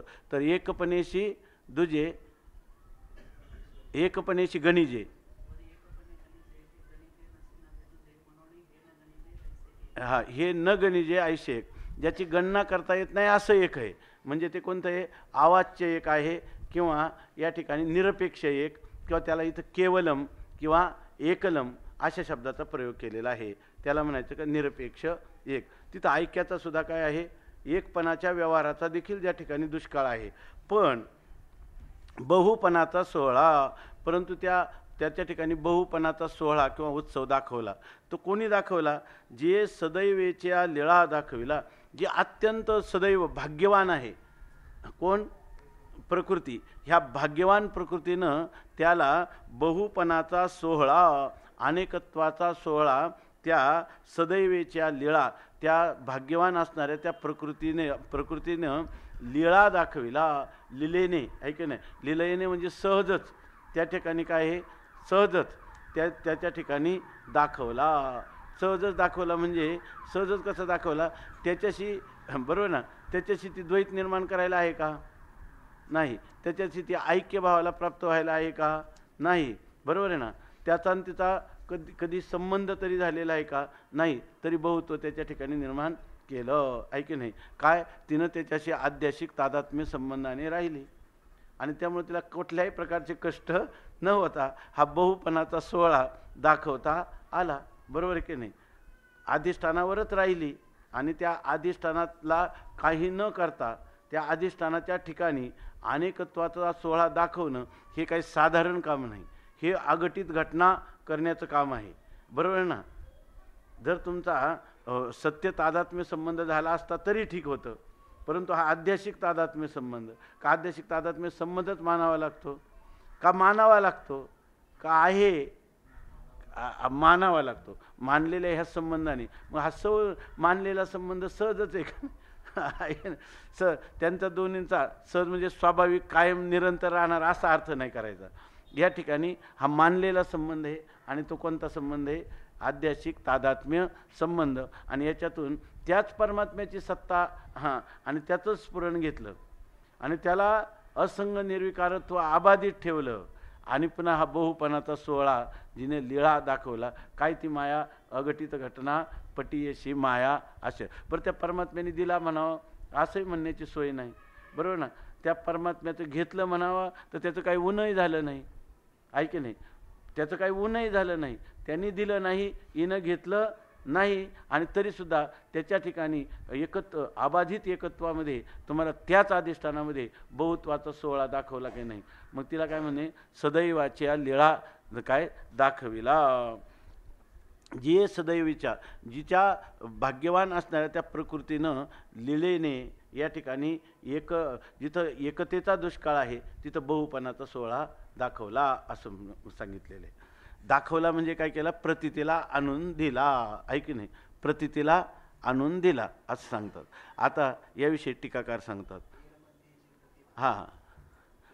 एरमध्येची जे प्रतिभाषे ते निद्रिता स्वप्न मध्ये अगोदर नाही, स्वप्नाच्या अगोदर स्वप्न नाही, जागे झाल्यावर जागे झाले दिसतच नाही असं आहे. तैसा आकार हा मायावशे सत्स्वरूपी, त्याप्रमाणे मायेने मायावशे म्हणजे त्या काय म्हणायचं त्याला तदधीन असणाऱ्या मायेचा हा काय आहे, प्रभाव आहे. की ज्या ठिकाणी परमात्म्याच्या ठिकाणी ऐक्याचाही दुकाळा, तेथे बहुपणाचा सोहळा जे सदैवाच्या लीळा दाखविला. आता या ठिकाणी टीकाकार सांगतात, ही 31वी ओवी आहे. ऐक्याचाही दुकाळा बहुपणाचा सोहळा जे सदैवेच्या लीळा दाखविला. याच्यामध्ये काय आहे, याच्यामध्ये आध्यारोप दिसतो का अपवाद दिसतो? याच्यामध्ये अध्यारोप दिसतो, याच्यामध्ये अध्यारोप दिसतो आणि लीळा शब्दामुळे त्याचा अपवाद होऊन जातो, आहे की नाही. लिहिले नाही म्हणजे याच्यामध्ये साच पण नाही असं समजून आता टीकाकार काय म्हणतात बघू. एकाकी एक परिपूर्ण ते गणावया कैचे दुजेपण, मनवनी दुजेपण विन एकही न घडे. ते एकाकी आहे, एक आहे आणि पुन्हा परिपूर्ण आहे. परिपूर्ण शब्दाने देशकाल वस्तू परिच्छेद रहित, बरोबर ना, त्याच्या अतिरिक्त दुसरा कोणताही पदार्थ नाही असं ते परिपूर्ण आहे. परिपूर्ण शब्दाचा अर्थ आपण ते जे परवा तुम्ही तो शांतीपाठातला मंत्र सांगितला ना, ओम पूर्णमदः पूर्णमिदम, याप्रमाणे तो परिपूर्ण आहे. ते गणावया कैचे दुजेपण, असा एकमेव अद्वितीय असणारा परमात्मा, त्याच्या ठिकाणी एक अशी गणना करण्यासाठी दुजेपण कैचे, दुजेपण नाहीच तिथं, दुजेपणासापेक्ष एक पण तरी कुठे त्या ठिकाणी, म्हणून दुजेपणे विन एकही न घडे. मग त्याच्या ठिकाणी जर कधी दुसरा पदार्थच नाही तर त्याच सापेक्ष एक पण तरी त्याच्या ठिकाणी आहे का? जसं द्वैत नाही तसं त्याच्या ठिकाणी एकत्वाचा व्यवहार देखील नाही. जेवी कल्पांत जळीचे भरिते निरोधी आपणचे आपण याते, तेवी पूर्णपणेची स्वरूपाते स्वरूपत्व न घडे. जेवी कल्पांत जळीचे भरते, ज्या वेळेला कल्पांत प्रलय होतो म्हणजे प्रलय होतो, कल्पांताच्या वेळेला सगळीकडे पाणीच पाणी, दुसरा कोणताच पदार्थ राहत नाही, तेव्हा निरोधी आपणचे आपण याते. तेव्हा त्या पाण्याचा, बरोबर ना, त्या पाण्याचा निरोध कोण करील? त्या पाण्याचा निरोध करायला दुसरा कोणता पदार्थ आहे का? पाणीच पाण्याचा निरोध करील. निरोध करायला दुसरं कोणी नाहीच आहे. तो निरोध कोण? पाणीच पाण्याचा निरोध करील. कारण कल्पांत प्रलय, त्याचा निरोध करायला दुसरं काय आहे का? जल सोडून दुसरा पदार्थ आहे का? नाही. तेवी पूर्णपणेची स्वरूपाते स्वरूपत्व न घडे. त्याचप्रमाणे पूर्णपणेची स्वरूपाते, आपलं स्वरूप हे परिपूर्ण असल्यामुळं त्याला स्वरूपत्व न घडे. त्या ठिकाणी जर दुसऱ्याचं अपर रूप असतं तर मग याला काय म्हटलं असतं? स्वरूप म्हटलं असतं. पण त्या स्वरूपाला स्वरूपत्व सुद्धा म्हणता येत नाही, कारण अन्याचं रूप असतं तर हे स्वचं रूप आहे. पण अन्य अनात्म पदार्थ दुसरा अस्तित्वातच नाही, तर त्या ठिकाणी स्वरूपाला स्वरूप तरी म्हणता येईल का? म्हणता येणार नाही. आगा एक बघा, इथं सांगितलं आहे बहुपणाचा सोहळा दाखविला, आणि हे काय म्हणतात, त्याला एकपणाचा सोहळासुद्धा शक्य तिथं नाही हे सांगतात. ऐक्याचाही दुकाळा हे याचं काय आहे? हे याचं तात्पर्य अर्थ आहे. जे सदैवेच्या लीळा बहुपणा दाखविला हे सांगण्याचं ग्रंथकर्त्याचं तात्पर्य नाही, म्हणून तात्पर्य अर्थाला ग्रहण करून हे ऐक्याचा दुकाळा याच्यावरच भर देतात, आहे की नाही. आणि मुळात पदही तसंच आहे, क्रमाने ऐक्याचाही दुकाळा असंच पद आहे. एका आगा एकपणाशी कारण दुजेपणाचा तर्क जाण, ते नाही तरी एकपण एकाशी कैचे. बघा, आगा एकपणाशी कारण, एकत्वाला कारण कोण आहे? दुजेपणाचा तर्क जाण. इथं दुजेपणा कारण नाही म्हटलं बरं का, एकपणाला कारण दुजेपणाचा तर्क आहे असं म्हटलं की नाही. म्हणजे हे म्हणजे कार्यानुमेय असे आहे की नाही, कार्यावरून अनुमान करून आपण पुरुषाच्या ठिकाणी प्रकृती एक द्वैत निर्माण करते किंवा प्रकृती पुरुषाचं युग्म आहे, अशा प्रकारचा व्यवहार आहे, हा तर्कानीच आहे. हा व्यवहार काय आहे? तर्कानेच आहे. म्हणून म्हणतात दुजेपणाचा तर्क जाणं ते नाही तरी एकपण, आणि दुजेपणाचा तर्क नसेल म्हणजे दुसरा एक पदार्थ अस्तित्वात असू शकतो. अशा प्रकारचं संशयाला जर कुठं जागा नसेल तर मग एकपण एका शिकायचे, तर एकाला एकपण तरी कसं होईल? जर दुजा आहे असा संशय नाही, असा विपर्यय नाही, तर त्या ठिकाणी एक आहे, बरोबर ना, आणि ते एकच आहे. त्याची एकपणाची कल्पना करायला सुद्धा दुजं कोणी नाही, तर मग ते एकपण आहे हे म्हणायला तरी कोण आहे? किंवा एकपण म्हणण्यात तरी काय अर्थ आहे? एक आहे पण त्याला एकत्व नाही, सापेक्ष एकत्व त्याला कधीच येत नाही. ते निरपेक्ष एक आहे. निरपेक्ष काय आहे? तर त्याला सापेक्ष म्हणून दुसरा पदार्थच नाही. अधिष्ठानाला सापेक्षता निर्माण करणारा बरोबर दुसरा पदार्थच नाही. थिता एकपणाची या दुकाळा ठावो कैचा या जगडवाळा, परी काय की जे स्वलीळा वाढले इतुके. म्हणतात एकपणाच्या दुकाळा थिता, एकपणाचाच ज्या ठिकाणी दुष्काळ आहे तिथं जगडव्याळा या जगडव्याळा कैचा ठाव. ह्या जगडव्याळाला म्हणजे ह्या जगताच्या पसाऱ्याला त्या ठिकाणी वावच कुठं राहिलेलं आहे? परी काय की जे स्वलीळा वाढली इतके. पण म्हणतात काय करावं? स्वलीळा इतके वाढले, परंतु स्वलीळा इथं स्वलीळा निघून घ्यायचं. प्रकृतीच्या लीलेने तिला एवढं दाखवलं असं मूळच्या ओवीमध्ये दिसतं ना, जी सदैवीच्या लीळा दाखविला, बरोबर ना. ज्या सदैव कोण आहे या ठिकाणी? प्रकृती आहे ना. मग ती ह्या पदाने काय घ्यावं? परी काय की जे स्वलीळा वाढले इतके, त्या प्रकृतीच्या लीलेने हे इतकं वाढलं. म्हणजे या ठिकाणी प्रकृती सत्य नाही आणि प्रकृतीनं वाढवलेला हा जगदरूपी नामरूपाचा विस्तार हा सुद्धा सत्य नाही. कशावरून? ही तिची लीला आहे. ही तिची काय आहे? लीला. लीला म्हटलं की ती खरी नसते, लीला म्हटलं की ती खरी नाही. क्रीडा, लीला, बरोबर ना, हे शब्द जे ते काय आहे? अनिर्वचनीय ख्यातीचे द्योतक आहेत, पदार्थाची अनिर्वचनीयता सांगणारे आहेत. हा कांतेचा स्वभाव परिपुरुषी अवघेची वाव, म्हणाल पुरुषा वेगळा ठाव येची कायचा. आता तुम्ही सांगाल हा कांतेचा स्वभाव, हा त्या पत्नीचा म्हणजे प्रकृतीरूपी पत्नीचा हा स्वभावच आहे. काय की ज्याच्या ठिकाणी एकपणाचा दुष्काळ आहे त्याच्या ठिकाणी द्वैत किंवा अनेकत्व दाखवणं, लीलेने दाखवणं हा त्या प्रकृतीचा काय आहे? स्वभावच आहे असं तुम्ही म्हणाल. परिपुरुषी अवघेची वाव, परंतु प्रकृतीचा किती स्वभाव असू द्या, त्या निरपेक्ष एकत्वात तिनं कितीही अनेकत्व दाखवू द्या, परिपुरुषी अवघेची वाव, पण पुरुषांच्या ठिकाणी ही प्रकृती आणि त्या प्रकृतीचा विस्तार हा संपूर्ण काय आहे? वाव आहे, नाम अनिर्वचनीय मिथ्या आहे. म्हणाल पुरुषा वेगळा ठाव ये शिकायचा. आता तुम्ही म्हणाल अहो तुम्ही जी प्रकृती सांगता, बरोबर ना, त्या प्रकृतीनं जे काही दाखवलं ते सगळं मिथ्या आहे असं तुम्ही म्हणाल. पण आम्ही तुम्हाला असं म्हणतो तिनं दाखवलेलं सगळं मिथ्या आहे. पण आता मग तुम्ही प्रकृती स्वतंत्र मानता की काय? तर पुरुषा वेगळा ठाव याचे कैसा. पुरुषाच्या अधिष्ठानाच्या सत्ता आणि स्फुरण घेऊनच ही प्रकृती अक्षर असते ना, बरोबर आहे ना. अधिष्ठान म्हणजे तिच्या ठिकाणी चांगलं पहा, आत पुढे येईल आपल्याला. तर या ठिकाणी अधिष्ठान रूपाने का होईना प्रकृती हा पुरुष असल्याशिवाय प्रकृतीनं कार्य केले का? का तुम्ही सांख्य दर्शनाच्या सिद्धांताचा स्वीकार करता असं कोणी म्हणेल का? नाही. प्रकृती पुरुषा वेगळा ठाव याची कायचा. पुरुषा वेगळा या प्रकृतीला काय या ठिकाणी? पुरुषा वाचून प्रकृती स्वतंत्र आहे का काय असं तुम्ही कदाचित म्हणाल. तरी मनोरथाचे भोजन याहुनी उपवास काय आन, तेही प्रकृतीने केले जे जाण ते नाही नेणे. बरोबर आहे. पुरुषा विषय वाचून हिला सत्ता आणि स्फुरण कुठून आलं? म्हणजे या ठिकाणी तिनं पुरुषाला तुम्ही म्हणता ना काहीच केलं नाही. अहो काहीच केलं नाही, पण सत्ता स्फुरण तरी प्रदान केली का नाही पुरुषांनी असं तुम्ही म्हणाल कदाचित. पण आम्ही सांगतो महाराज, लक्षात आलं ना, लक्षात आलं ना, पुरुषाची सत्तेवरती सत्ता, त्याचं सत्ता स्फुरण तिनं घेतलं की नाही असं तर तुम्हाला शंका येईल की नाही.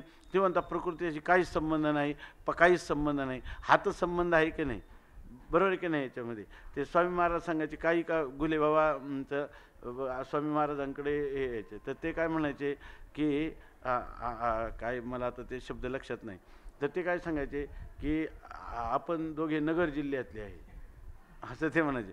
स्वामी महाराज म्हणायचे मी संन्यासी आहे, मला हे विश्वाचे माझे घर, आता जिल्ह्याचा संबंध माझ्याशी जोडू नका म्हणायचे ते. अहो ते म्हणे तसं नाही, पण आपलं काहीतरी नातं आहे की नाही, आपण नगर जिल्ह्यातले आहेत की नाही. आपण ते म्हणायचे ठीक आहे, पण असे बादराईने नातं माझ्याशी लावू नका म्हणे. म्हणजे तुमचा तुम्ही आम्ही दोघं एकच आहोत, कारण का म्हणे तुमच्या गावात बोरी आहेत आणि आमच्या गावात बोरी आहेत, म्हणून त्याला बादरायण म्हणजे बोराचं का म्हणून तुम्ही आम्ही एक आहे, तर तुमच्या गावात बोरी आहे तर आमच्या गावात बोरी, मग आपण गाववाले झालो का नाही दोघांच्या गाव. तसं इथं म्हणतात प्रकृती आणि पुरुष. ते म्हणतात ह्या पुरुषा वेगळा तर प्रकृतीला ठिकाण नाही ना, स्वतंत्र सत्ता नाही. तुम्हीच सांगता पुरुषा वेगळी सत्ता स्फुरण नाही. मग पुरुषाला प्रकृतीला सत्ता आणि स्फुरण कोणी दिलं? प्रकृतीनं दिलं की नाही, पुरुषाने दिलं का नाही? मग एवढं तरी त्यांच्यात आदान प्रदान आहे ना. आणि तुम्ही म्हणता त्यांचा काहीच संबंध नाही. कोणाचा कोणाशी न गढे संबंध, असं कसं म्हणता? असं जर तुम्ही उत्तर द्याल, नाही बरोबर आहे संबंध आहे, पण हा संबंध कसा आहे म्हणतात, तरी मनोरथाचे भोजन याहुनी उपवास काय आण. ते म्हणजे एक मनुष्य आहे ना, मनोरथाचं भोजन करायला लागला, जणू काय आता माझ्यापुढं गुलाबजामुन आहेत, जिलेबी आहेत, लाडू आहेत, पंचपक्वान्न माझ्यापुढं हे केलं, माझी प्रकृती चांगली आहे, माझ्याकडं अन्न पचवण्याची ताकद आहे आणि मी ते आता मनमुराद भक्षण करीत आहे, ऐक नाही, असं त्यांनी भोजन केलं आणि आता मी तृप्त झालेलो आहे, असं तो जर म्हणत असेल तर हे टीकाकार लिहितात, तरी मनोरथाचे भोजन याहुनी उपवास काय आण. हे मनोरथाचं भोजन करणं आणि त्याच्यापेक्षा उपवास काय वेगळा असतो? खरा त्याचा उपवास आहे का मनोरथाचं भोजन आहे? का मनोरथाचं भोजन हे फक्त मनोरथ मात्र आहे, ऐक नाही, त्या भोजन आहे का ते उपवासच आहे? ते उपवासच आहे. तसं बरोबर आहे ना, तेवी प्रकृती हां हां हां ते काय आहे मनोरथाचे पर्याय. तुम्ही मनोरथाचे किती घास आस्वादन जरी तुम्ही केलं तर त्याच्या उपवास वेगळं काय आहे? किती पंचपक्वान्नाचं भोजन केलं. तसं तुम्ही म्हणता प्रकृतीने पुरुषाला काय दिले, पुरुषाने प्रकृतीला सत्ता प्रदान केली आणि म्हणून तिच्या ठिकाणी सत्ता स्फुरणाचा व्यवहार झाला, असं तुम्ही म्हणता, बरोबर ना. तर ते म्हणतात, हे म्हणणं तुमचं कसं आहे म्हणतात, मनोरथाचे भोजन याहुनी उपवास काय आण, के तेवी प्रकृतीने केले जे जाण ते नाही नेणे. तर ते म्हणतात तसं प्रकृतीनं कितीही केलं त्याचं सत्ता स्फुरण घेतलं आणि जगदरूपी बाळाला प्रसवली, असं तुम्ही कितीही जरी म्हटलं तर हे तुमचं काय आहे, मनोरथ मात्र आहे. हे काय आहे, मनोरथ मात्र आहे. मनोरथाचा पदार्थ की ज्या वेळेला आपण मनोरथ करतो त्यावेळेला सुद्धा तो पदार्थ उपलब्ध असतो का त्यावेळेला तो नसतो. तसं आम्ही जेव्हा म्हणतो सत्ता धन्याची की जे मायबाप, सत्ता कोणाची आहे, अधिष्ठानाचीच आहे. तुम्ही म्हणता की अधिष्ठानाच्या सत्तेला प्रकृतीनं काय केलं, ग्रहण केलं, स्फुरणाला ग्रहण केलं आणि ते स्फुरण त्यांनी त्याला दिलं. हे कोणते दिलं म्हणते काळीच काय आहे, कधीही दिलं नाही. जेव्हा तुम्ही वाचने म्हणता तेव्हा सुद्धा दिलेलं नाही, हे फक्त वाचारंभन मात्र आहे, मनोरथ मात्र आहे. म्हणून जगत जे आहे ना ते स्वप्नाप्रमाणे आपण नेहमी चिंतन करतो. जगत हे मग जे खरे महापुरुष आहेत त्यांना जगत स्वप्न म्हणणं हे सुद्धा लाज वाटते, आहे की नाही. सदसद विलक्षण अनिर्वचनीय मिथ्या अशा प्रकारचं त्यांना म्हणणं, हे स्वप्नतुल्य म्हणणं हे सुद्धा काय वाटतं, हे त्यांना आपण म्हणजे लाजीरवाणं वाटतं. त्याचं कारण काय, स्वप्न कसं पडेल हे ठरवता येत नाही, बरोबर ना. स्वप्न कसं पडेल हे ठरवता येत नाही, अशा प्रकारची स्थिती आहे. म्हणून या ठिकाणी स्वप्न जर आपल्याला ठरवता येत नाही पण मनोरथ करण्याचं आपल्याला ठरवता येतं की नाही, तसं हे जग मनोरथ मात्र केलं का प्रतीतीच्या कालामध्ये काय नावेक क्षणभर ज्ञानात समकालात पदार्थ, ज्ञान गेलं का पदार्थ गेला, असं जर म्हणलं तर हे मनोरथ मात्रच आहे की नाही. त्याच्यात मनोरथ करण्यात जीव स्वतंत्र आहे, स्वप्नामध्ये स्वतंत्र नाही. इतकं अबाधित स्वातंत्र्य जर पाहिजे असेल तर ते जग स्वप्न मात्र वाटू नये, ते मनोरथ मात्र असं वाटावं. तेवी प्रकृतीने केले जे जाणं, म्हणून म्हणतात की जे प्रकृतीनं केलं, काय केलं, प्रकृतीनं नामरूपाचं लेणं त्याला केलं, ते नाही नेणे. तर ते केलंच नाही, आहे की नाही, नेणे असं आम्ही जाणतच नाही. प्रकृती आणि प्रकृती कार्य, बरोबर आहे ना. आणि तिथं अधिष्ठानाचं सत्ता स्फुरणत्व घेऊन ती हा नाना रूपाने त्या अव्यक्त परमात्म्याच्या ठिकाणी अलंकार घालतं. हे नाही, हे असू शकत नाही. आणि हे नेणे हे आमच्या गावात देखील, आमच्या गावी देखील नाही, आम्हाला याचं ज्ञान देखील नाही. बरोबर असंच होईल ना. ते नाही आणि नेणे असे दोन्ही क्रियापद्धती आहे ना या ठिकाणी. ही तत्वता नाही आणि तत्वता आम्ही जाणत सुद्धा नाही. मनोरथाची पदार्था असतची ठावरिता तेवी प्रकृती कृत्य जाता ठावची न लगे. मनोरथाचे पदार्थ जे आहे ना ते असतची, ते असत आहेत, त्यांचा ठावरिता. मनोरथाचे पदार्थ जागा अडवतात का हो कुठले? मनोरथाच्या पदार्थाने कुठं जागा, मनोरथात केवढा वाडा बांधला तर त्याची काही एकर गुंठा जागा व्यापली काय त्यांनी? काहीच नाही. असतची ठावरिता मनोरथाचा पदार्थ म्हणायला आहे मनोरथाचा, परंतु काय आहे त्याला कोणत्याही प्रकारचा ठाव किंवा स्थान, त्याला कोणत्याही प्रकारची जागा नाही, ती रीतीच आहे.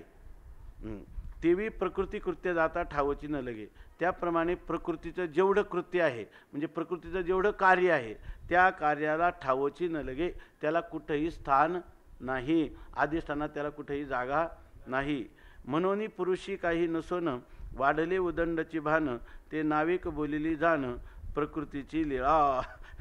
तर ते सांगतात अहो पुरुषी काही नसोन, पुरुषाच्या ठिकाणी काही नाही, काही नाही, काही नाही म्हणजे प्रकृती नाही आणि प्रकृतीचं कार्यही नाही आणि त्या प्रकृतीला सत्तास्फूर्ती प्रदान करणंही नाही आणि प्रकृतीनं सत्तास्फुरण ग्रहण करणं सुद्धा नाही, अशी त्याची स्थिती आहे. म्हणून पुरुषी काही नसोन आणि वाढले उदंडची भान. आणि मग एवढं उदंड अशा प्रकारचं हा ज्ञानाचा, जगताच्या ज्ञानाचा व्यवहार, बरोबर ना. जगत आहे, जगताचं भान आहे, हा त्याच्या अस्तित्वाचा आणि भावनाचा किती मोठा बरं विस्तार वाढलेला आहे. वाढले उदंडची भान ते नावेक बोलीला, जे उदंड भान झालं म्हणजे प्रतीती झाली आणि त्या प्रतीतीची संगती आम्ही सांगतो नावेक बोलिली जाणं प्रकृतीची लीळा. त्याला आम्ही एक क्षणभर काय म्हणलं, ज्या क्षणी तुम्हाला जगताचा आभास होतो त्यावेळेला त्याची संगती सांगताना ही नावे क्षणभर होणारी प्रतीती, ही प्रतीती ही प्रकृतीची लीळा, ही त्या प्रकृतीचं काय आहे, लीला आहे, असं आम्ही म्हटलो, बरोबर ना. म्हणून आम्ही म्हणतो आमच्या दृष्टीनं ते नाहीत, म्हणून आम्ही काय म्हणतो तुम्हाला प्रतीती येते ना, बरोबर आहे. कारण प्रतीती जर नसती, प्रतीती रूपता वस्तुस्थितीनं नसती तर तुम्हाला जगताची पण प्रतीती आली नसती. म्हणून तुम्हाला प्रतीती येते तेव्हा आम्ही प्रतीतीची संगती सांगतो, पण अधिष्ठानाला इतकं आबाधित ठेवतो आणि उत्तर द्यायचं म्हणून जड मनाने म्हणतो ही प्रकृतीची लीळा. का प्रकृतीची लीळा सांगायची आम्हाला?